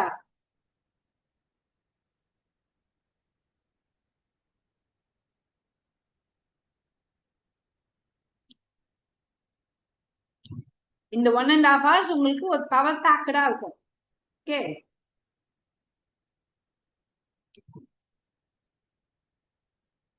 போலாமா? Let me go to the PPT. Next, இது தமிழ் ஸ்டூடெண்ட்ஸ்க்காக தமிழ்ல. நெக்ஸ்ட், இப்போ ஃபெடரலிசமோட ஃபீச்சர்ஸ் நான் இப்ப எக்ஸ்பிளைன் பண்ண இல்லையா போர்ட்ல, அதேதான் இங்க கொடுத்திருக்கேன் பாருங்க. 2 or more level of government, division of judiciary, constitutional status வந்து ரொம்ப ஸ்ட்ராங்கா இருக்கணும், ரிஜிடிட்டி ரொம்ப ரிஜிடா வச்சுக்கணும், ஜுடிஷியரிய இண்டிபெண்டா வைக்கணும், டியூவல் ஆப்ஜெக்டிவ். டியூவல் ஆப்ஜெக்டிவ்னு சொல்லும்போது யூனிட்டரி அண்ட் ரீஜனல் டைவர்சிட்டியை பாதுகாக்க நோக்கங்கள். அதாவது எப்படி சொல்றது, எல்லாம் வந்து ரீஜனலாவும் டைவர்சிஃபைடா இருந்தாலும் எல்லாமே ஒரே நாடுன்ற ஃபீலிங் இருக்கணும். அதுக்காக தான் ஃபெடரலிசம் வந்து ஸ்ட்ராங்கா வைப்பாங்க. அண்ட் பினான்சியல் அட்டானமி, அவங்களுக்கு தேவையான அதிகாரங்கள், அதாவது ஸ்டேட் கவர்மெண்ட்டுக்கு தேவையான ரிசோர்ஸை ஜென்ரேட் பண்ணக்கூடிய பவர்ஸை அவங்க கிட்டே கொடுத்துருணும். ஏன்னா அப்பதான் இந்த ஸ்டேட்டும் நல்லா இருக்க முடியும், சென்டர் நானும் நல்லா இருக்க முடியும். டிவிஷன் ஆஃப் பவர்ஸ்னு சொல்லிட்டு பணத்தை கொடுக்கலன்னா எப்படி? அதனால நான் என்ன பண்ணுவேன், நீங்க ஒவ்வொரு வாட்டையும் என்ன நம்பி இருக்க கூடாதுன்னு சொல்லி சில டாக்ஸ் போடக்கூடிய அதிகாரத்தை உங்ககிட்டே கொடுத்து. கிளியர்? நெக்ஸ்ட், இப்ப இது வரைக்கும் பேசிக்ஸ் எல்லாம் தெளிவா இருக்கீங்கன்னு நான் எடுத்துக்கிறேன். இப்ப நம்ம பார்க்க வேண்டியது நம்ம இந்தியாவினுடைய கான்ஸ்டிடியூஷன் புக் எப்படி வந்துச்சு. கான்ஸ்டிடியூஷனோட ஆதிச்சு. பொதுவா நமக்கு இந்த சாப்டர் டச் பண்ணாம போகவே முடியாது, ஹிஸ்டாரிக்கல் பேக்ரவுண்ட். ஆமாவா இல்லையா? இன்ஃபேக்ட் நிறைய ஸ்டூடெண்ட்ஸ்க்கு இந்த ஹிஸ்டாரிக்கல் பேக்ரவுண்ட் நோட்ஸ் படிக்கணும்னாலும் சரி, எப்படி சொல்றது, எடுக்கும் போதே ரொம்ப வேகா அப்படி ஃபீல் ஆக ஆரம்பிச்சிடும். ஸோ இன்னைக்கு நம்ம முடிஞ்ச அளவுக்கு அது கொஞ்சம் இன்ட்ரெஸ்டிங்கா. ஸோ ஃபர்ஸ்ட் திங், ஹிஸ்டாரிக்கல் பேக்ரவுண்ட்ல நம்ம ரெண்டா டிவைட் பண்ணிருக்கோம். ஒன்னு கம்பெனி ரூல்னு சொல்றோம், இன்னொன்னு கிரவுன் ரூல். அதாவது கம்பெனி உள்ள வந்து என்னைக்கு இந்திய அரசாங்கத்துல கை வச்சாங்களோ அதுல இருந்து நம்ம கிரேட் ரிவால்ட் வரைக்கும் ஒண்ணு. கிரேட் ரிவால்ட்டுக்கு அப்புறம் கம்பெனி கிட்ட இருந்து பிரிட்டிஷ் கவர்மெண்ட் கிட்ட போயிடும் பவர்ஸ். அதுக்கப்புறம் இன்னொன்னு. சரியா? இப்படி ரெண்டா டிவைட் பண்ணும். இது எப்ப ஸ்டார்ட் ஆகுதுன்னா, it started after the British were granted diwani rights after the battle of Buxar. நான் சொன்னேன் இல்லையா, 1764 பேட்டில் ஆஃப் பக்சருக்கு அப்புறமா திவானி ரைட்ஸ்னா டாக்ஸ் கலெக்ட் பண்ணக்கூடிய அதிகாரம். டாக்ஸ் கலெக்ட் பண்ணக்கூடிய அதிகாரத்தை ஈஸ்ட் இந்தியா கம்பெனி கிட்ட இந்தியன் கவர்மெண்ட் கொடுத்துடுறான். அன்னைக்கு இந்தியன் கவர்மெண்ட் கிடையாது, அங்கங்க வந்து ரீஜனல் கவர்மெண்ட். அரசன் தோத்து போயிடுவான், இந்த ஏரியாவெல்லாம் டாக்ஸ் கலெக்ட் பண்ணி நீயே வச்சுக்கோப்பான்னு அந்த அதிகாரத்தை பிரிட்டிஷ் கிட்ட கொடுத்தான். கொடுத்ததுக்கு அப்புறம் ஏற்பட்ட மாற்றம் தான் இது. இது எப்ப ஸ்டார்ட் ஆகுதுன்னா, கிரேட் ரிவால்ட் ஆஃப் 1857க்கு அப்புறமா ஸ்டார்ட் ஆனதுதான் நமக்கு கிரவுன் ரூல் அப்படின்னு சொல்றோம். இப்ப அகைன் இதை நம்ம ரெண்டு பேட்டர்ன்ல பிரிச்சிருக்கோம் பாருங்க, company rule, crown rule. So அப்ப ரிவால்ட்டுக்கு முன்னாடி என்னென்ன சட்டங்கள் போட்டாங்கன்னு பாத்தீங்கன்னா, அண்ட் என்னென்ன சட்டங்கள் எதனால வந்துச்சு அப்படின்னு பாத்தீங்கன்னா, 1600ல பிரிட்டிஷ் உள்ள வந்தான். வந்த பிரிட்டிஷ் 1764ல பேட்டில் ஆஃப் பக்சர்ல சண்டை போடுவோம். 1764ல பேட்டில் ஆஃப் பக்சர். இந்த பேட்டில் ஆஃப் பக்சர் முடிஞ்சோன Diwani rights, tax rights East India கம்பெனிக்கு ஷாலாம் கொடுத்துடுறான். கொடுத்ததுக்கு அப்புறம் இவங்க நிறைய ஊழல் பண்ண ஆரம்பிப்பான். யாரு? East India Company. இதை கேள்விப்பட்ட பிரிட்டிஷ் கவர்மெண்ட் இவங்களை கொஞ்சம் ஒழுங்குபடுத்தணும், இல்லைன்னா நம்ம பேருக்கு எடுத்துருவாங்க. ஏன்னா இப்போ வரைக்குமே நம்ம யாராவது யார்கிட்டயாவது போயிட்டு பிரிட்டிஷ் நல்லவங்களா கெட்டவங்களான்னு கேட்டா, பிரிட்டிஷ் ரொம்ப கெட்டவங்க அப்படின்னு நம்ம சொல்லுவோம், ஏன்னா நம்மள ரூல் பண்ணினான்ட்டு. ஆக்சுவலி பிரிட்டிஷ் நல்லவனா கெட்டவனான்னு கேட்க கூடாது, ஈஸ்ட் இந்தியா கம்பெனி தான் கேட்டிருக்கணும். இப்ப இந்தியாவில இருந்து ரிலையன்ஸ் அம்பானி போய் இன்னொரு நாட்டுல ரூல் பண்ணிட்டு இருக்கான்னு வச்சுக்கோங்க, இந்தியன் கவர்மெண்ட்ட சொன்னா கோவம் வருமா? நாங்க என்னங்க பண்ணோம் அப்படின்னு தான் தோணும். அந்த கம்பெனி பண்ணதுக்கு எங்க மேல பழிய சொல்றீங்களேன்ட்டு. அப்ப அதை ஒழுங்குபடுத்தணும்னு சொல்லி கொண்டு வந்ததுதான் ரெகுலேட்டிங் ஆக்ட் 1773. அதுக்கடுத்து இன்னும் ஃபர்தர் அவங்களை சரி பண்ணணும்னு சொல்லி இந்த ஆக்ட் வந்து ஆக்சுவலி ஃபெயில் ஆயிடும். இந்த ஆக்ட் வந்து ஃபெயில் ஆயிடும். அதற்காக போடப்பட்டதுதான் செட்டில்மெண்ட் ஆக்ட். இதை போட்டதுக்கு அப்புறமா இன்னும் ஃபர்தர் அன்னைக்கு இருந்த பிரைம் மினிஸ்டர் யங்கர் பிட்ஸ் இவர் இன்னும் கம்பெனியை ஒழுங்குபடுத்தணும்னு சொல்லி போட்டதுதான் நமக்கு பிட்ஸ் இந்தியா ஆக்ட். சரிங்களா? அண்ட் தென் இன்னும் சில சட்ட திட்டங்களை மாத்தினதுதான் சார்ட்டர் ஆக்ட்ஸ் சொல்லி 1333, 53. இந்த 3 சார்ட்டர் ஆக்ட்மே நமக்கு முக்கியம். இப்படிதான் கிரேட் ரிவால்ட்டுக்கு முன்னாடி வரைக்கும் போட்டாங்க. நல்லா கவனிச்சுப்பாங்க, கிரேட் ரிவால்ட்டுக்கு முன்னாடி வரைக்கும் போட்ட எல்லா சட்டத்தையும் சார்ட்டர் ஆக்ட்னு சொல்லியிருப்பாங்க. ஆனா ஆஃப்டர் கிரேட் ரிவால்ட் போட்ட எந்த சட்டத்தையுமே சார்ட்டர் ஆக்ட்னு சொல்ல மாட்டாங்க. ஏன்னா இந்தியன், இது ரெண்டுக்கும் என்ன மேம் வித்தியாசம்னு கேட்டீங்கன்னா, இங்க நோ இந்தியன்ஸ் பார்ட்டிசிபேஷன். ஆனா இது எல்லாமே ஒரு டீமா சேர்ந்து எடுத்த முடிவுகள். அப்ப இங்க பாத்தீங்கன்னா இந்தியன்ஸ் பார்ட்டிசிபேஷன் இருக்கும். ரெண்டுத்துக்கும் வித்தியாசம் புரிஞ்சுதா? இப்ப 1858 கவர்மெண்ட் ஆஃப் இந்தியா தான் ஃபர்ஸ்ட் போட்டது ரிவால்ட்டுக்கு அப்புறமா. அதுக்கடுத்து 61, 92, 1909 இந்த 3 ஆக்டுமே கவுன்சில் ஆக்ட்னு சொல்லுவாங்க. நல்லா கவனிச்சுக்கோங்க, 1861, 92, 1909 இதெல்லாம் கவுன்சில் ஆக்ட். ஆனா அதுக்கு அடுத்து வந்தது 1919, 1935 இது எல்லாத்தையும் பாத்தீங்கன்னா கவர்மெண்ட் ஆஃப் இந்தியா ஆக்ட்னு சொல்லுவாங்க. ஏன்னா இந்த டைம்ல இந்தியன்ஸ் கொஞ்சமா பார்ட்டிசிபேட் பண்ணிருப்பாங்க, லெஸ்ஸர். ஆனா இந்த கவர்மெண்ட் ஆஃப் இந்தியா 1919, 35 எல்லாம் போடும்போது இந்தியால ஒரு மினி பார்லிமெண்ட் வித் இந்தியன்ஸே போயாச்சு. அப்போ பார்ட்டிசிபேஷன் இஸ் மோர். அதனால கவர்மெண்ட் ஆஃப் இந்தியாலே அந்த சட்டங்களை போட அளவுக்கு ஸ்ட்ரென்தன் பண்ணிருப்பாங்க. இப்ப 3 ஃபேஸ்க்கும் வித்தியாசம் புரியுதா? 1857 முன்னாடி இந்தியன்ஸ் பார்ட்டிசிபேஷனே இல்லை, அதனால அதெல்லாம் சார்ட்டர். சார்ட்டர்னா ரூல்ஸ்னு வச்சுக்கோங்க. அவன் ரூல் சொல்லுவான், நம்ம எல்லாம் கேட்போம். ஆனா 58க்கு அப்புறமா இந்தியன்ஸ் பார்ட்டிசிபேஷன் இந்த 3 ஆக்ட்லயும் இருந்துச்சு, ஆனா கொஞ்சம் கம்மியா இருந்துச்சு. ஆனா இந்த 2 ஆக்ட்ல இந்தியன்ஸ் பார்ட்டிசிபேஷன் அதிகம் இருக்கும். இந்தியன்ஸ் எல்லாம் ஓட்டு போட்டு நம்ம ஆட்கள் போய் அங்க உட்கார்ந்து இருந்து பேசுவோம். அது இந்த 2 ஆக்ட்ல. அதனால அந்த கவர்மெண்ட் ஆஃப் இந்தியா ஆக்ட்னு சொல்லணும். இந்திய அரசாங்கத்திற்கான சட்டம். அந்த அரசாங்கத்துல இந்தியன்ஸ் வந்தாச்சு. இதுதான் ரெண்டுத்துக்கும் இடைப்பட்ட வித்தியாசம். இப்போ இந்த ஆக்ட தான் இப்ப நான் சொன்னது உங்க மைண்ட்ல ஸ்ட்ராங்கா இருக்குல்ல? அது able to imagine what happen before and after? ஏன் அதுக்கு டிஃபரெண்ட் நேம்ஸ் எல்லாம் புரிஞ்சுதா?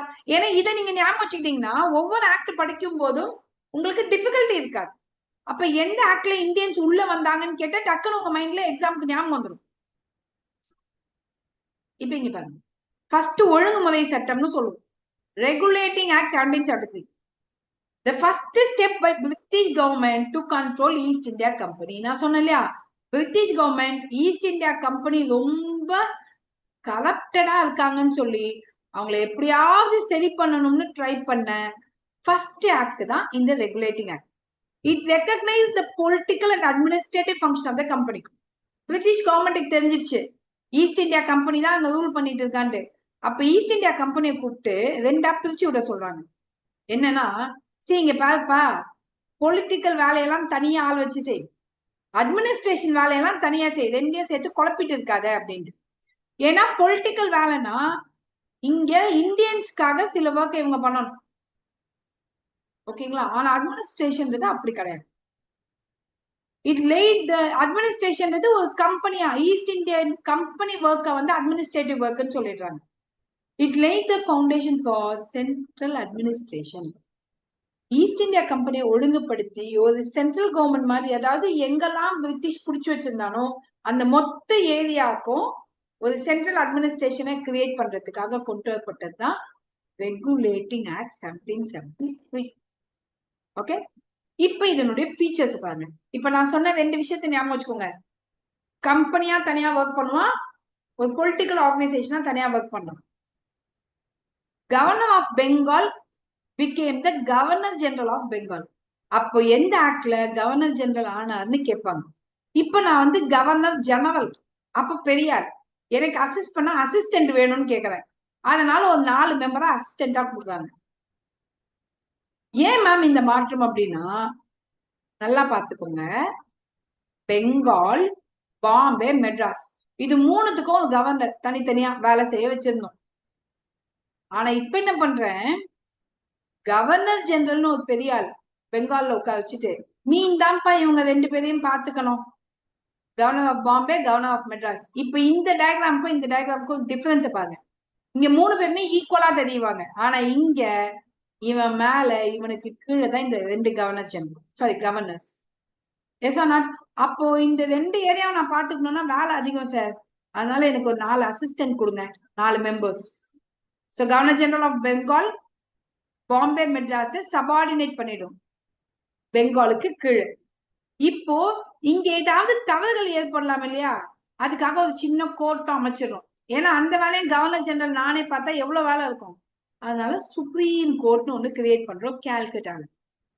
இப்போ நான் என்ன சொன்னேன் உங்களுக்கு, ஈஸ்ட் இந்தியா கம்பெனில நிறைய ஊழல் நடக்குது, கரப்ஷன் இஸ் ஹை. அதை சரி பண்றதுக்கு தான் இந்த லாவே போட்டாங்க. ஏன் கரப்ஷன் நடக்குதுன்னா, கம்பெனி சர்வன்ட்ஸுக்கு சேலரி பத்தலன்னு சொல்லி இவங்க தனியா பிரைவேட்டா ட்ரேட் பண்ணிட்டு இருந்தாங்க, அதுக்கு நிறைய லஞ்சம் வாங்கிட்டு இருந்தாங்க. அப்ப இத முதல்ல ஸ்டாப் பண்ணு. உனக்கு அந்த பிரைவேட் ட்ரேட் பண்றதுக்கு அதிகாரம் கொடுத்தாதான் நீ வந்து கரப்ஷன் பண்ற, அதை ஸ்டாப் பண்ணு. And court of directors must report the revenue, civil and military affair. அப்ப இந்த கோர்ட் ஆஃப் டைரக்டருக்கு என்ன வேலை? ரெவன்யூவை பாத்துக்கணும், சிவிலை பாத்துக்கணும், மிலிட்டரி. 3 வேலையும் இந்தியாவினுடைய இந்த 3 வேலையை பார்த்து இவரு ரிப்போர்ட் கொடுக்கணும். இப்ப இது வரைக்கும் புரிஞ்சுதா ரெகுலேட்டிங் ஆக்ட்? அதுக்கடுத்து நான் ஆல்ரெடி உங்களுக்கு சொன்னேன் இல்லையா, ரெகுலேட்டிங் ஆக்ட்ல சில ஃபிளாஸ் இருந்துச்சு, அதனால தோத்து போயிடுச்சு. இதை சரி பண்றதுக்காக மறுபடியும் அமெண்ட்மெண்ட் ஆக்ட் 1781 ஒண்ணு போடுவாங்க நடுவுல. இது எப்படின்னா ரெகுலேட்டிங் ஆக்டுக்கும் பிட்ஸுக்கும் நடுவுல வரும் இந்த அமெண்டிங் ஆக்ட். இதுல இருந்து டிஃபெக்ட்ஸ சரி பண்றதுக்காக கொண்டு வரப்பட்டது. இப்ப இந்த ஆக்ட்ல என்ன சொல்லியிருப்பாங்கன்னா, கவர்னர் ஜெனரலும் கவுன்சிலும் தனி, சுப்ரீம் கோர்ட்டும் தனி.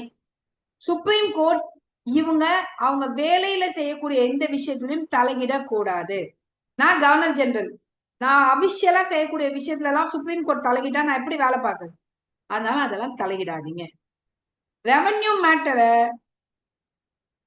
சுப்ரீம் கோர்ட் கேள்வி கேட்க முடியாது. It's excluded. ஏன்னா ரெவன்யூ எல்லாம் இவங்களோட வேலை. And supreme court ஜுடிஷன் over Calcutta passed personal laws applied for Hindus and Muslim law. Supreme court வந்து பாத்தீங்கன்னா கல்கட்டாவை ஃபுல்லா பாத்துக்கும். கல்கட்டால எந்த பிரச்சனை வந்தாலும் சுப்ரீம் கோர்ட் கிட்ட தான் கொண்டு போகணும். அண்ட் அவங்க எந்த சட்டத்தை பேஸ் பண்ணி தீர்ப்பு கொடுப்பாங்கன்னா அந்தந்த மதத்தினரோட பர்சனல் லா. இப்ப ஹிந்துஸ்க்குன்னு சில பர்சனல் லா இருக்கும், முஸ்லிம்க்குன்னு சில பர்சனல் லா இருக்கும். அதை அடிப்படையா வச்சுதான் தீர்ப்பு கொடுக்கணும்.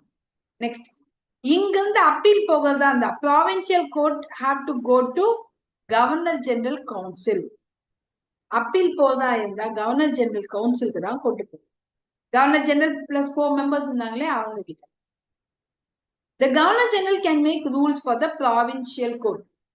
இப்ப சுப்ரீம் கோர்ட்னு பெங்கால்ல இருந்துச்சா, மெட்ராஸ் அண்ட் பாம்பேல சின்ன சின்ன கோர்ட்ஸ் இருந்துச்சா. ஹை கோர்ட் கிடையாது, நல்லா ஞாபகம் வச்சுக்கோங்க. மெட்ராஸ்லயும் பாம்பேலயும் ப்ராவின்சியல் கோர்ட்ல சின்ன சின்ன கோர்ட் இருந்துச்சு. அதுக்கான ரூல்ஸ் அண்ட் ரெகுலேஷன்ஸை கவர்னர் ஜெனரல் போடுவார். இதுதான் அமெண்டிங் ஆக்ட். இதை நிறைய பேர் ஸ்கிப் பண்ணிடுவாங்க. இது சிம்பிள் தான். அதுல இருந்து தப்பு என்ன, கவர்னர் ஜெனரல் விஷயத்துல சுப்ரீம் கோர்ட் தலையிடக்கூடாது. ரெண்டாவது, கவர்னர் ஜெனரல் மெட்ராஸ் அண்ட் பாம்பேல இருக்கக்கூடிய கோர்ட்ல ரூல்ஸ் மேக் பண்ணலாம். இதை தாண்டி அப்பீல் போறதா இருந்தா நீங்க கவர்னர் ஜெனரல் கிட்ட தான் போயாகும். ஓகே, இப்ப அடுத்து வந்தது நம்மளோட பிட்ஸ் இந்தியா ஆக்ட். இந்த பிட்ஸ் இந்தியா ஆக்ட் பத்தி சொல்லணும்னா, இவர் வந்து யங்கர் பிட்ஸ் அப்படின்னு சொல்லுவாங்க. இவர் அன்னைக்கு இருந்த prime minister of Bengal, prime minister of England. Okay, இவர் வந்து இந்தியாவில் இருக்கக்கூடிய ஈஸ்ட் இந்தியா கம்பெனிக்கு மறுபடியும் லாஸ் மேக் பண்றது. இவர் என்ன சொல்றாருன்னா, கமர்ஷியல் அண்ட் பொலிட்டிக்கல் ஃபங்க்ஷன்ஸை டோட்டலா செப்பரேட் பண்ணிடு. ஃபர்ஸ்ட் அவங்க என்ன பண்ணாங்க, அட்மினிஸ்ட்ரேஷனையும் பொலிட்டிக்கல் ஃபங்க்ஷனையும் பிரிச்சாங்க. எது, ரெகுலேட்டிங் ஆக்ட்ல. அப்ப பிட்ஸ் இந்தியா ஆக்ட்ல என்ன மேம் பண்றாங்கன்னா, ஈஸ்ட் இந்தியா கம்பெனியோட வேலையை இன்னும் ஃபர்தர் கமர்ஷியல் வேலை, பொலிட்டிக்கல் வேலைன்னு பிரிச்சாங்க. கிளியர்? கோர்ட் ஆஃப் டைரக்டர்ஸ் அப்படின்னு சொல்லும் போது கமர்ஷியல் அஃபேர்ஸை பார்த்துப்பாங்க. போர்ட் ஆஃப் கண்ட்ரோல்ன்றவங்க, இந்த டைரக்டர் வேர்ட்னாலே கம்பெனிஸ்ல தான் இருக்கும். அப்ப commercial affair. Board of control, political affair. புரிஞ்சுதா? இப்போ இந்த ரெண்டு ஆளுங்களை வச்சு வேலை வாங்குறாங்க இல்லையா, ரெண்டு டீம் ஆஃப் பீப்புள், இது நம்ம டியூவல் கவர்மெண்ட்னு சொல்றோம். Double control.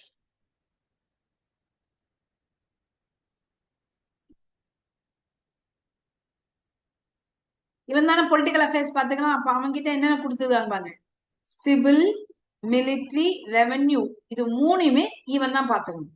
அப்ப இந்த கம்பெனி என்ன பார்க்கும், ப்ராஃபிட் அண்ட் லாஸ், பிசினஸ் வேலையெல்லாம் இவன் பார்த்துப்பான். அந்த கம்பெனியோட பிசினஸ் வேலையை court of director, board of control கட்டுப்பாடு படுத்துறதுனால ரெவென்யூ, மிலிட்ரி இதெல்லாம் இவன் பார்த்துக்கணும்.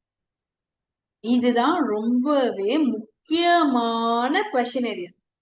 பிரிட்டிஷ் பொசிஷன் இன் இந்தியான்னு எந்த சட்டத்தின் கீழே அனௌன்ஸ் பண்ணாங்கன்னு கேட்பாங்க. பிட்ஸ், மிஸ்டர் பிட்ஸ் தான் இதுக்கப்புறம் எங்கெல்லாம் ஈஸ்ட் இந்தியா கம்பெனி பிடிச்சி வச்சிருக்கானோ அது எல்லாமே பிரிட்டிஷினுடைய பொசஷன் அப்படின்னு அனௌன்ஸ் பண்ணிருக்கான். And British government gained supreme control over the companies administration. British government கம்பெனியோட அட்மினிஸ்ட்ரேஷன்ல ஃபுல் கண்ட்ரோல் எடுத்துப்பாங்க. Is that clear? ஏன்னா ஃபுல்லா அந்த ஏரியாவே என்னுடையதுன்னு நான் சொல்லிட்டேன். இப்ப அந்த ஏரியால இருக்கக்கூடிய சுப்ரீம் கண்ட்ரோலை நான் வச்சிருக்கேன். The Act of 1786, இது நல்லா பாத்துக்கோங்க, இது பிட்ஸ் இந்தியா ஆக்ட். ஓகே, இது 1786ல இன்னொரு ஆக்ட் வருது. Governor general was given the power to override the council's decision. இப்ப என் கூட 4 மெம்பர்ஸ் இருந்தாங்களே, இவங்கள நம்ம கவுன்சில்னு சொல்றோம். இப்ப இவங்க ஒரு முடிவு எடுக்கிறாங்க டிசிஷனா, அதை நான் மாட்டேன்னு தடுக்க முடியுமானா இந்த சட்டத்துக்கு முன்னாடி வரைக்கும் தடுக்க முடியாது. கவர்னர் ஜெனரல் அவங்க என்ன சொல்றாங்களோ கேட்டுதான் ஆகணும். பட் இந்த ஆக்ட்ல என்ன பண்ணிருப்பாங்கன்னா தடுக்கலாம்ன்ற அதிகாரத்தை கொடுத்தது. So governor general have the power to override. அப்ப ஃபார் எக்ஸாம்பிள் இப்ப பிரசிடென்ட் இருக்காரு, prime minister and council of ministers இருக்காங்க. இவங்க கொடுக்கக்கூடிய டிசிஷனை பிரசிடென்ட் கட்டாயம் கேட்கணும், மஸ்ட்.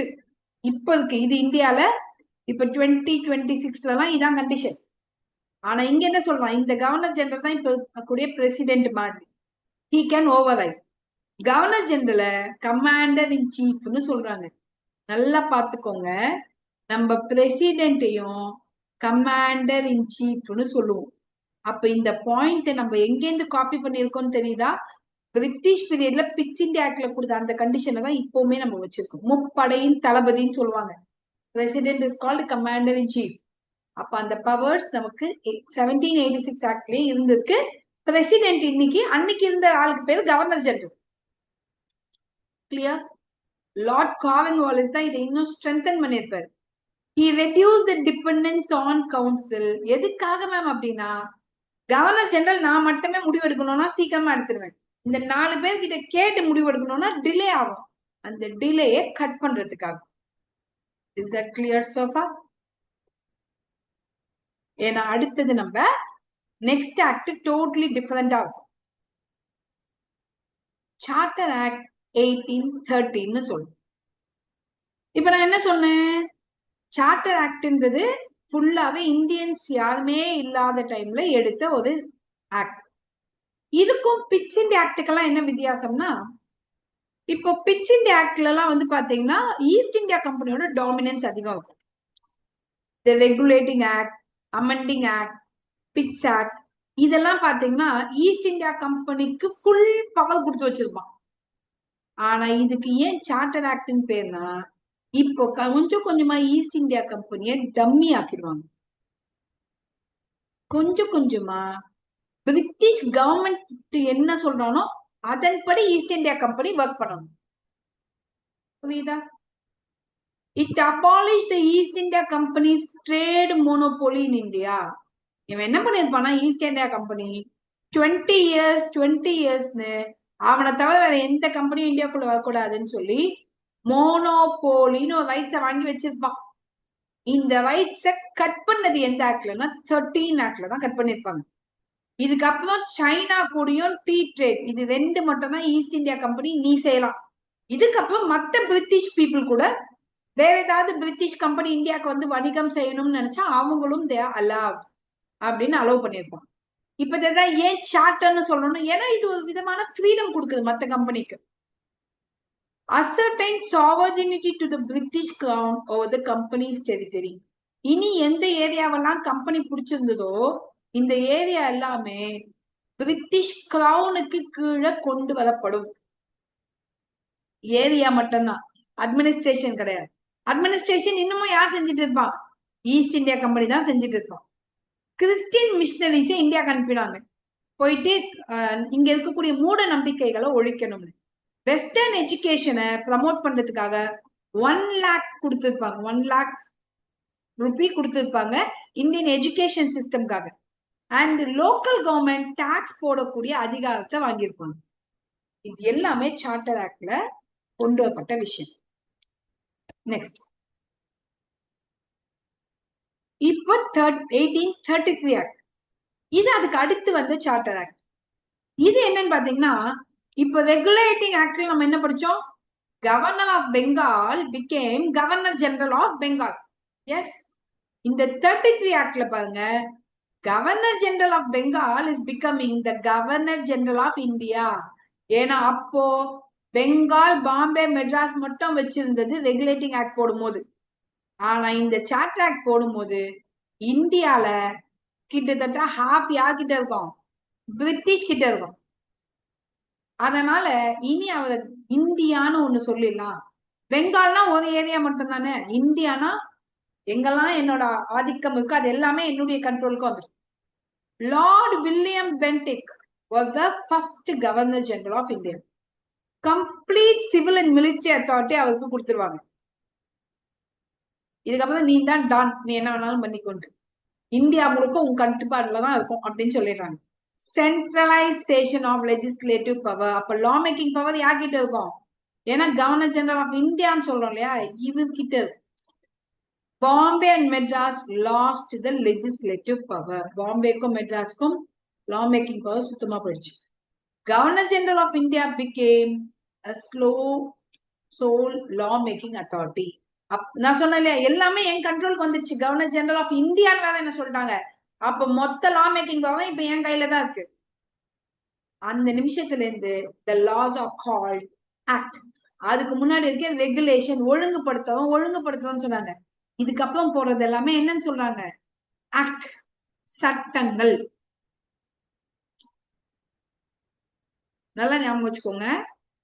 இங்கே நான் ஒண்ணு காமிக்க மாதிரி மெக்காலே மினிட் அப்படின்னு ஒண்ணு 1835ல கிரியேட் பண்ணிருப்பாங்க. இங்கிலீஷ கொஞ்சம் கொஞ்சமா இந்தியால சொல்லி கொடுக்கறதுக்கான முடிவுகளை இந்த மெக்காலே மினிட்ஸ்ல எடுத்திருப்பாங்க. 1834ல லார்ட் மெக்காலே, அங்க பார்த்தோம் இல்லையா, அதே மெக்காலே தான். அவர் தலைமையில ஒரு லா கமிஷன் போட்டு இவர் தான் இந்தியாவுக்கு ஐபிசியை கொடுத்தவர். சரியா? அண்ட் இந்தியன் சிவில் சர்வீஸ்க்கான பவுண்டேஷன் இந்த சட்டத்துல போட்டிருப்பாங்க. ஆனா இம்ப்ளிமெண்ட் ஆகியிருக்காங்க, ஃபெயில் ஆயிருக்கு. End of trade. சோ இனி East India company no trade, உனக்கு இனி வணிகத்துக்கான அதிகாரமே கிடையாது, இனி நீ அட்மினிஸ்ட்ரேஷன் மட்டும்தான் பாத்துக்கணும்னு சொல்லியிருப்பாங்க. இதுதான் இந்த சார்ட்டர் ஆக்ட் 1833ல கொண்டு வரப்பட்ட மாற்றங்கள். Is that clear so far? Any doubts? ஏன்னா இந்த ஆக்ட் ஒன்னொண்ணுமே யூனிக். இதை நம்ம பொறுமையா படிச்சா மட்டும்தான் அண்டர்ஸ்டாண்ட் பண்ணிக்க முடியும். இப்ப அடுத்தது பாருங்க. இப்போ நெக்ஸ்ட் சார்ட்டர் ஆக்ட் 1853. இன்ஃபேக்ட் யோசிச்சு பாருங்களேன், 1813, 1833, 1853. 1813ல 1 lakh கொடுத்துருக்கான். சோ எஜுகேஷன் கொஞ்சம் கொஞ்சமா வளர்ந்துருக்கும். 1833 முதல்ல ஆல்மோஸ்ட் இந்தியன்ஸ் நிறைய பேர் படிச்சவங்க வந்திருப்பாங்க. அப்ப 1853ல பயங்கரமா காம்படிட்டிவ் எக்ஸாமுக்கான பேஸ கொடுத்திருப்பாங்க. ஓப்பன் காம்படிட்டிவ் எக்ஸாமினேஷன் கொண்டு வரலாம். ஏன்னா படிச்சவங்க வந்தாச்சு, இந்தியால இங்கிலீஷ் தெரிஞ்ச ஆட்கள் இருக்காங்க. And Indians now eligible for ICSன்னு கொண்டு வந்தது இந்த சட்டத்துலதான். தாமஸ் பிங்டன் மெக்காலே கமிட்டி இதற்காக, அதாவது ஓப்பன் காம்படிட்டிவ் எக்ஸாமினேஷனை கொண்டு வரதுக்காக இந்த கமிட்டியா அமைக்கிறாங்க. அப்ப மெக்காலே பாருங்க, மெக்காலே மினிட்ஸ் எஜுகேஷனுக்கு வந்தாரு, லா கமிஷன்லயும் வந்தாரு, காம்படிட்டிவ் எக்ஸாம்லயும் இருக்காரு. ஆனா வருஷங்கள் தான் டிஃபர் ஆகும், பாத்துக்கோங்க. ஏன்னா மெக்காலே நிறைய ஸ்டூடெண்ட்ஸ் கன்ஃபியூஸ் ஆயிடுறீங்க. இப்ப இந்த ஆக்ட்ல பாத்தீங்கன்னா சட்டம் இயக்கும் அதிகாரத்தையும் எக்ஸிக்யூட் பண்ணக்கூடிய ஃபங்க்ஷனையும் பிரிச்சிடுறாங்க. சோ கவர்னர் ஜெனரல் லா மேக் பண்ணக்கூடியதையும் அதை செயல்படுத்தக்கூடியதையும் டோட்டலா பிரிச்சாச்சு. இப்போ இந்த லா மேக்கிங் ஃபங்க்ஷனுக்கு இன்னொரு டீமா அப்பாயிண்ட் பண்றாங்க. ஃபர்ஸ்ட் ஒரு 4 மெம்பர் அப்பாயிண்ட் பண்ணாங்களா, இப்ப இந்த 4 மெம்பர் எக்ஸிக்யூட்டிவ் பாடியா மாறி, லைக் மினிஸ்டர்ஸ் மாதிரி. இப்ப இந்த மெம்பர்ஸ் யாருன்னா இவங்க தான் லா மேக் பண்ணுவாங்க. சோ சிம்பிளா சொல்லணும்னா ஒரு மினி பார்லிமெண்டரி செட்டப்பா கொண்டு வராங்க. Is that clear? அப்ப சார்ட்டர் ஆக்ட் 1853ல பவர்ஸ் பிரிச்சிருக்காங்க. எக்ஸிக்யூட்டிவ்க்கு என்ன பவர், லெஜிஸ்லேச்சருக்கு என்ன பவர்னு தனித்தனியா பிரிச்சுட்டாங்க. அண்ட் ஓப்பன் காம்படிட்டிவ் எக்ஸாமினேஷன் கொண்டு வர ட்ரை பண்றாங்க. இதுல இந்தியன்ஸ் அலோவ் பண்றாங்க. அதுக்காக போடப்பட்டது Macaulay committee. Clear or not? 1853 act தெளிவா இருக்கீங்களா?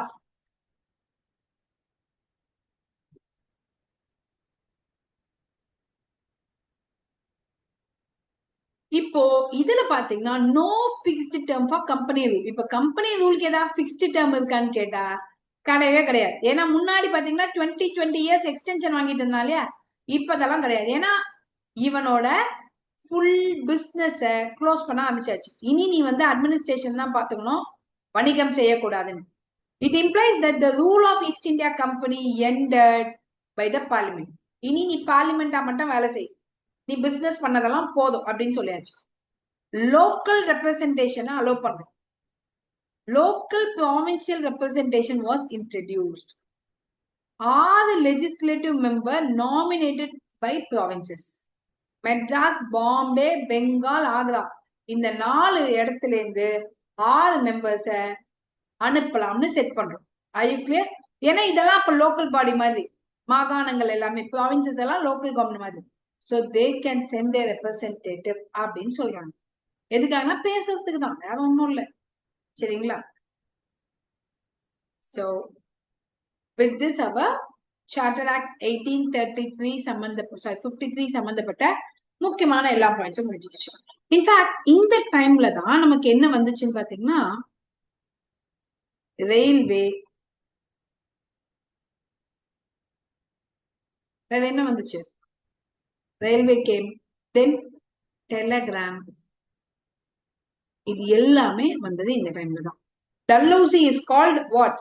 லார்ட் டல்ஹௌசி நம்ம என்னன்னு சொல்லுவோம்?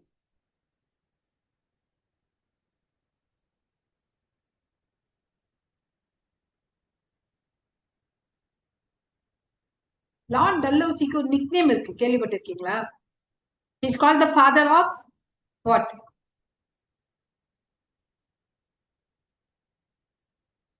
Is the father of what?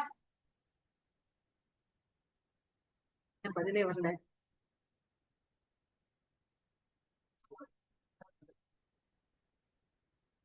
சரி ஃபைன். இப்போ உங்களுக்கு 10 o'clock எப்பவுமே நமக்கு பிரேக் உண்டு. ஓகே, போட்டீங்க. ஃபாதர் ஆஃப் ரயில்வேயான்னு கேக்குறீங்களா? போஸ்டல் சிஸ்டம்ன்றீங்களா? சரி ஓகே, இப்போ 5 minutes நமக்கு பிரேக். இந்த பிரேக்ல லார்ட் டல்ஹௌசிய ஃபாதர் ஆஃப் வாட்னு கண்டுபிடிச்சிருவாங்க. Okay, 5 minutes is your break time. You can have your break.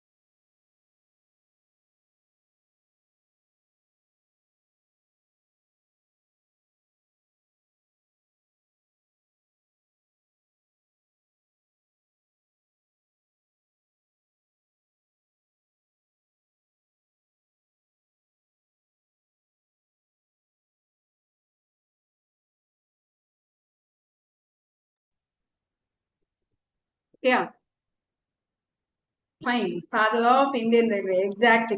So who is called the father of Indian Railway? Na Lord Dalhousie. In our period தான் நமக்கு ரயில்வேன்றதுதான் பெருசா பிரசித்தமாயிருக்கும். சரிங்களா? Fine, okay.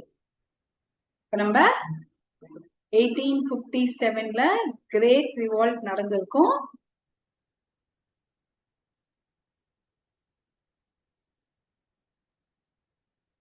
ஷார்ட்டா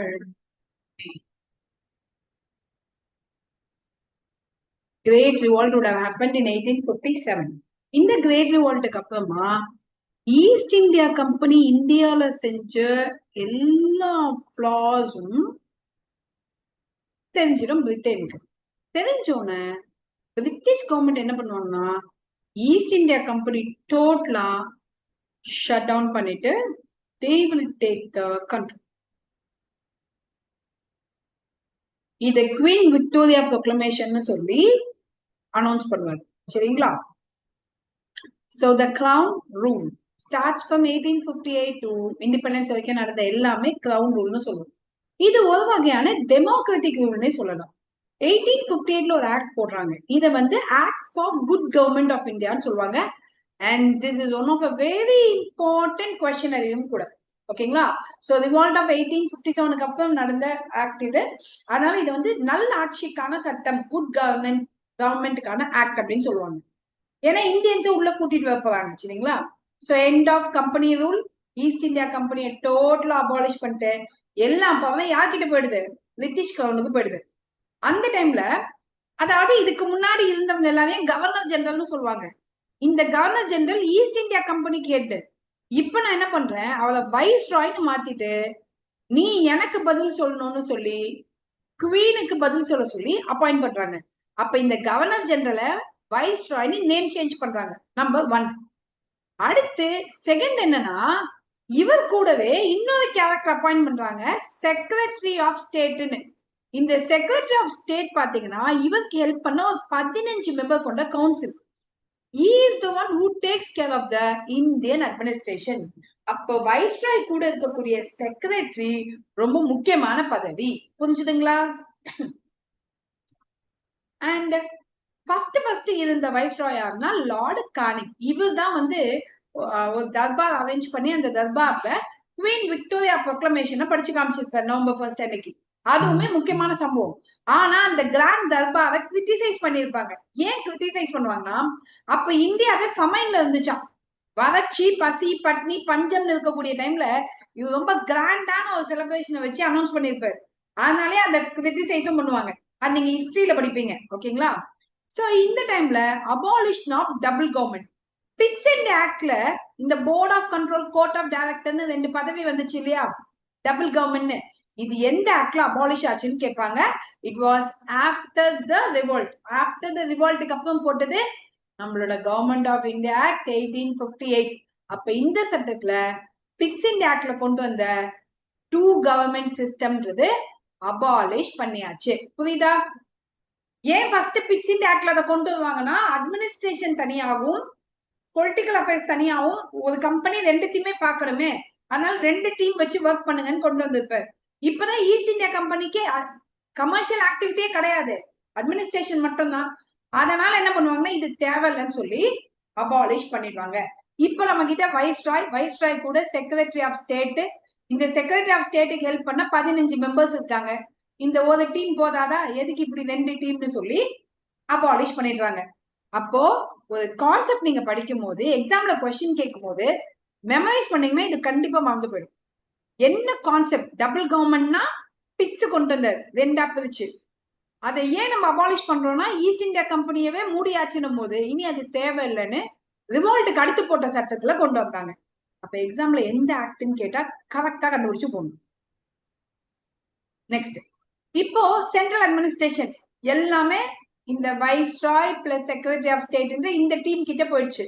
அதனால central administration அப்ப ஸ்ட்ராங்கா சென்ட்ரல் கண்ட்ரோல் பண்ணி இந்தியாவை அட்மினிஸ்டர் பண்ண ஸ்டார்ட் பண்றாங்க. டைரக்ட் பிரிட்டிஷ் கவர்மெண்டோட கண்ட்ரோல். இந்த வைஸ்ராய் இந்த டீம் யாருக்கு பதில் சொல்லணும்னா குவீனுக்கு பதில் சொல்லணும். இந்த வைஸ்ராய ஏஜென்ட்னு கூட சொல்லுவாங்க, ஏஜென்ட் ஆஃப் த குவீன் அப்படின்னு கூட சொல்லுவாங்க. ஓகேயா? இப்ப அடுத்த முக்கியமான ஆக்ட் என்னன்னா 1861. இது நமக்கு ரொம்ப ரொம்ப ரொம்ப இம்பார்ட்டன்ட். ஏன் நான் சொல்றேன், இங்க பாருங்க.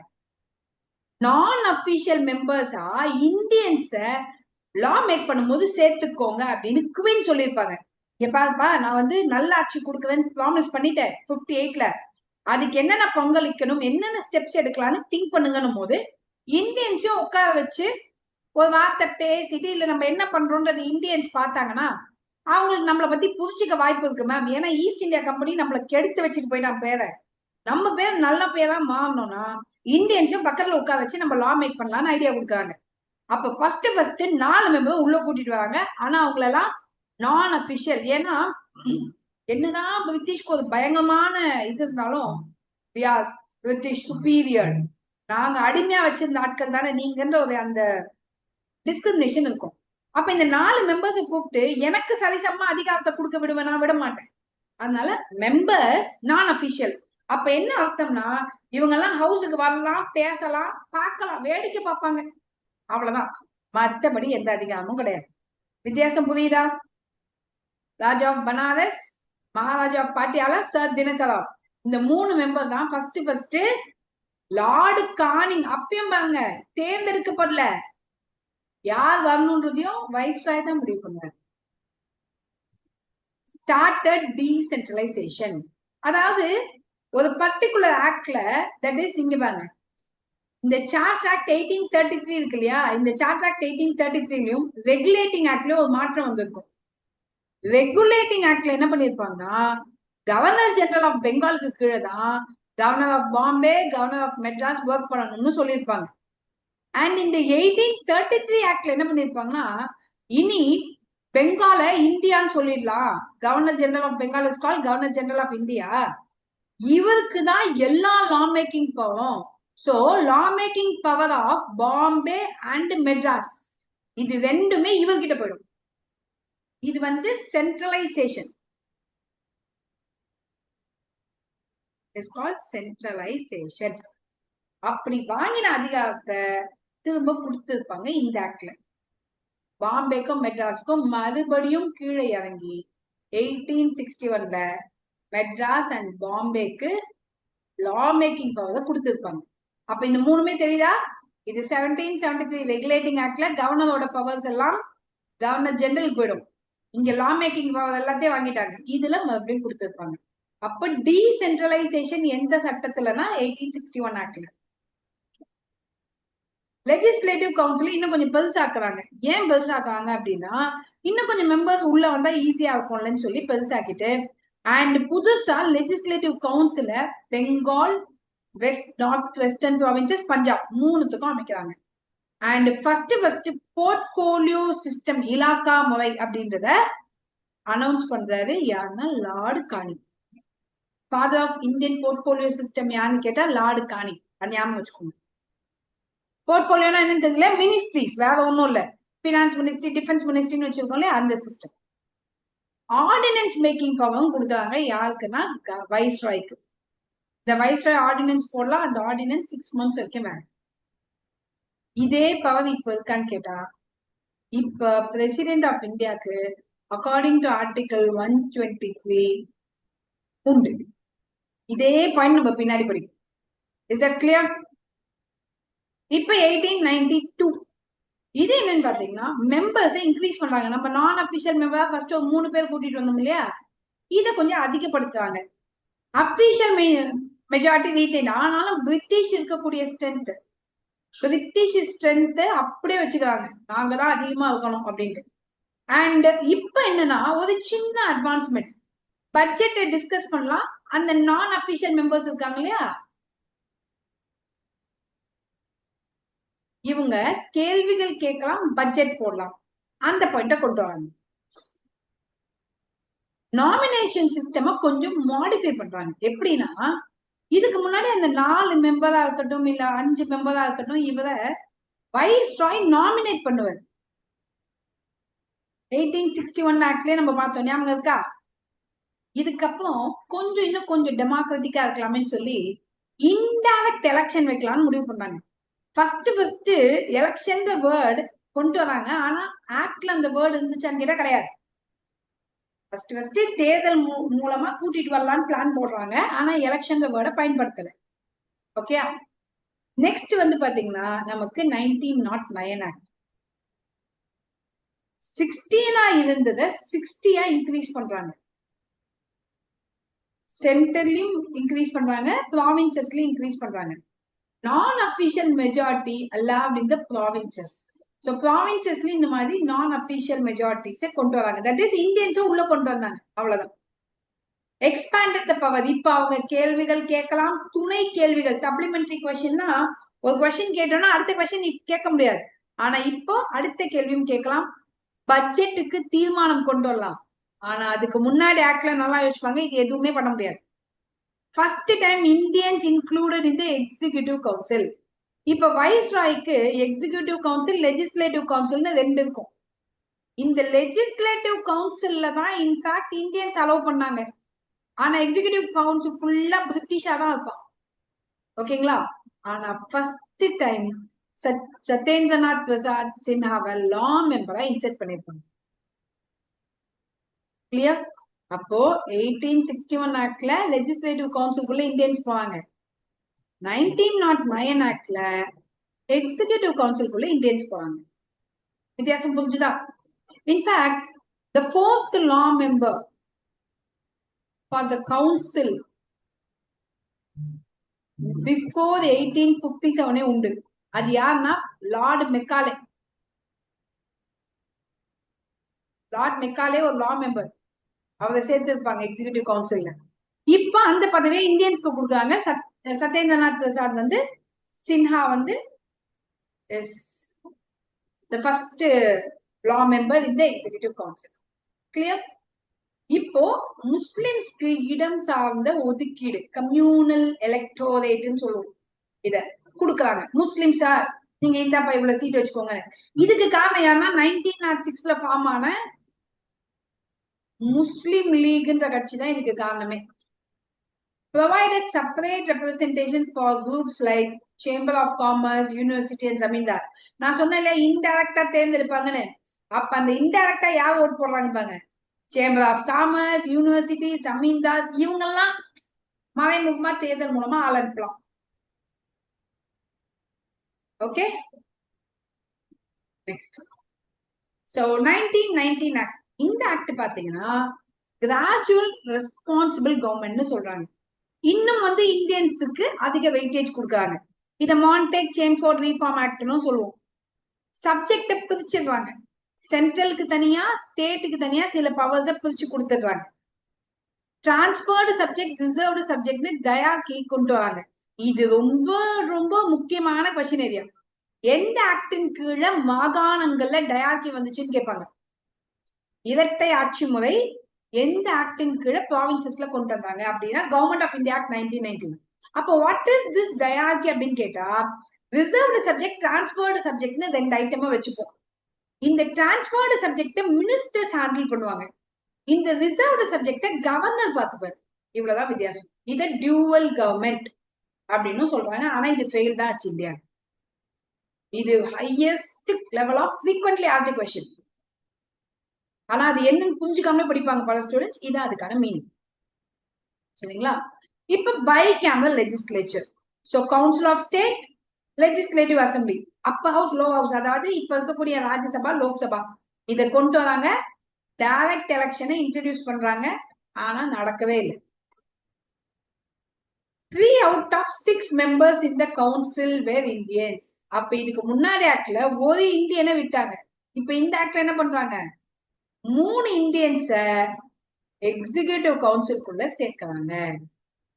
கம்யூனல் ரெப்ரசன்டேஷன் முன்னாடி முஸ்லிம்க்கு மட்டும் கொடுத்தாங்க. 1909 ஆக்ட்ல ஒன்லி ஃபார் முஸ்லிம்ஸ் கொடுத்தாங்க. இப்ப 1919 ஆக்ட்ல பாருங்க, Sikhs, Christians, Anglo Indians, Europeans, இவங்களுக்கும் மதம் சார்ந்த இதை கொடுத்துடுறாங்க. Okay, and limited franchise, voting rights ரொம்ப லிமிடெட். ஏன்னா இங்க என்ன சொன்னேன், எலெக்ஷன் கொண்டு வரலாம்னு முடிவு பண்ணாங்களா. ஆனா லிமிடெட். எப்படின்னா ப்ராப்பர்ட்டி வச்சிருக்கக்கூடிய ஆள், படிச்சவன், டாக்ஸ் கட்டுறவன், பெரிய இண்டஸ்ட்ரியலிஸ்ட், இவங்களுக்கு மட்டும்தான் ஓட்டிங் ரைட்ஸ். எல்லா மக்களுக்கும் ஓட்டிங் ரைட்ஸ் கிடையாது. அப்ப நம்ம ஒண்ணு சொல்லலாமா, universal adult franchise was not there அப்படின்னு சொல்லாமா? அனைவரும் வயது வந்தோர் வாக்களிக்கும் உரிமை அப்படின்றது இல்லைன்னு சொல்லலாமா இந்த ஆக்ட்ல? Can I say like that? சொல்லலாமா சொல்லக்கூடாது? Yes, ma'am. சொல்லலாம் இல்லையா? ஏன்னா யூனிவர்சல் அடல்ட் பிரான்ச்சைஸ்னா அந்த ஏஜ் இருக்கிற ஆல் பீப்புள் should vote, அதுதான். ஆனா இங்க என்ன பண்றாங்க? டாக்ஸ் கட்டுறவன், படிச்சவன், இந்த மாதிரி சில செக்மெண்ட்டுக்கு தான் ரைட்ஸ் கொடுத்துருக்காங்க. அட்மினிஸ்ட்ரேஷன் பாத்தீங்கன்னா ஒரு ஹை கமிஷனர் ஃபார் இந்தியா அப்படின்னு ஒரு புது பதவியை கிரியேட் பண்றாங்க லண்டன்ல. இந்தியன் அட்மினிஸ்ட்ரேஷனை கண்காணிக்கிறதுக்குன்னு அந்த பதவி high commissioner. Public service commission 1926ல இந்தியால கொண்டு வந்தாங்க. ஓகே, சோ அதற்கான தமிழ் டிரான்ஸ்லேஷன் இது. Financial reform, separate central and provincial budget. இப்போ ஏன்னா சென்ட்ரலுக்கும் ப்ராவின்சஸ்க்கும் தனித்தனியா பவர்ஸ் கொடுத்தாச்சு, லா மேக்கிங் பவர். இப்ப அவங்கவுங்க பட்ஜெட் போட்டு அவங்கவுங்களுக்கு தேவையான பணத்தையே ரெடி பண்ணிக்கிட்டாங்கன்னா ஈஸியா இருக்கும் இல்லையா?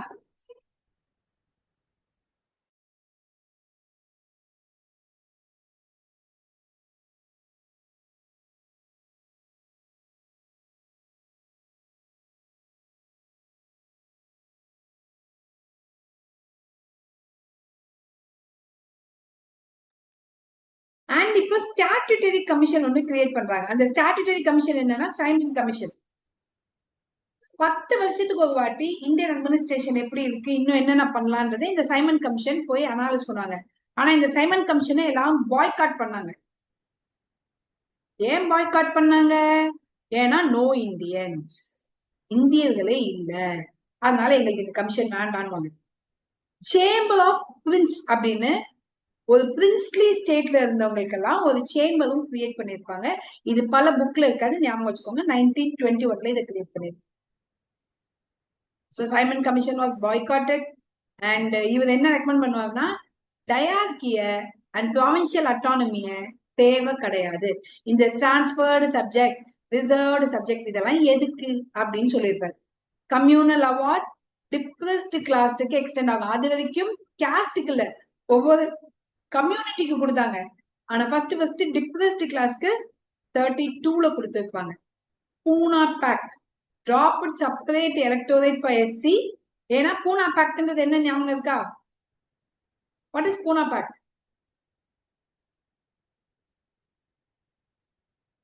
பூனா பேக்ட் என்னது ஹிஸ்டரியில? யாருக்கும் இடையே பூனா பேக்ட் போடுவாங்க? Between Ambedkar and Mahatma Gandhi. Exactly, Ambedkar versus Gandhiji, இவங்க 2 பேரும் சேர்ந்து சைன் பண்ணதான் பூனா பேக்ட். அம்பேத்கர் என்ன பண்ணிருப்பாருன்னா எஸ்சி செக்ஷனுக்காக தனியா சீட்ஸ் வாங்கிட்டு வந்துருப்பாரு ரவுண்ட் டேபிள் கான்ஃபரன்ஸ் போயிட்டு. அது எப்படி நம்மளாம் ஒரே ஆட்கள், ஒரே இந்தியன், நீ தனியா போய் வாங்கினா நமக்குள்ள பிரிவை நீயே காமிச்சு கொடுத்துட்டேன்னு சொல்லி காந்தி கோச்சுக்கிட்டு எடவாடி ஜெயில உண்ணாவிரதம் இருப்பாரு. என்னடா நான் பெரிய மனுஷனாச்சேன்னு சொல்லி அம்பேத்கர் போய் பார்த்து பேசி, உனக்கு என்ன தனி சீட் வேணும் அவ்வளவுதானே, எங்களுக்கு காங்கிரஸ்க்கு கொடுத்த சீட்ல உங்களுக்கு இவ்வளவு கொடுக்கலாம் அப்படின்னு சொல்லி காந்திஜியும் அம்பேத்கரும் சைன் பண்ணதுதான் பூனா பேக்ட் 1932. இது எல்லாமே உங்களுக்கு கொஸ்டின்ஸ் கேட்கக்கூடிய வாய்ப்பு இருக்கக்கூடிய விஷயங்கள் தான். சரிங்களா? இது வரைக்கும் are you all clear?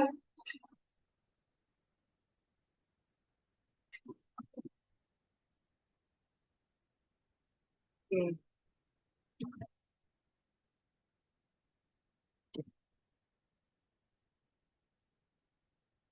So Government of India Act 1935ல இருந்து நம்ம நாளைக்கு பார்க்கலாம். சரியா? சோ நாளைக்குமே ஓபன் செஷன் தான், ஓபன் டு ஆல். நாளைக்கு ஒரு நாள் வரைக்கும் இந்த கோர்ஸ் ஜாயின் பண்ணணும்ன்றவங்க மிஸ் பண்ணாம எங்களோட அகாடமி நம்பருக்கு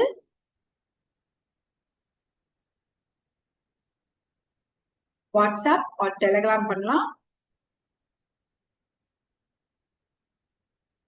இந்த நம்பருக்கு டெக்ஸ்ட் பண்ணி you can get the information and join it. Okay, recording so 2 hoursல upload ஆயிடும். Students can watch the recording session also. நாளைக்கு நம்ம Government of India 1935 ஓட making of the constitution, preamble இதெல்லாம் நாளைக்கு பார்க்கலாம். சரிங்களா? So I think you all enjoy the session.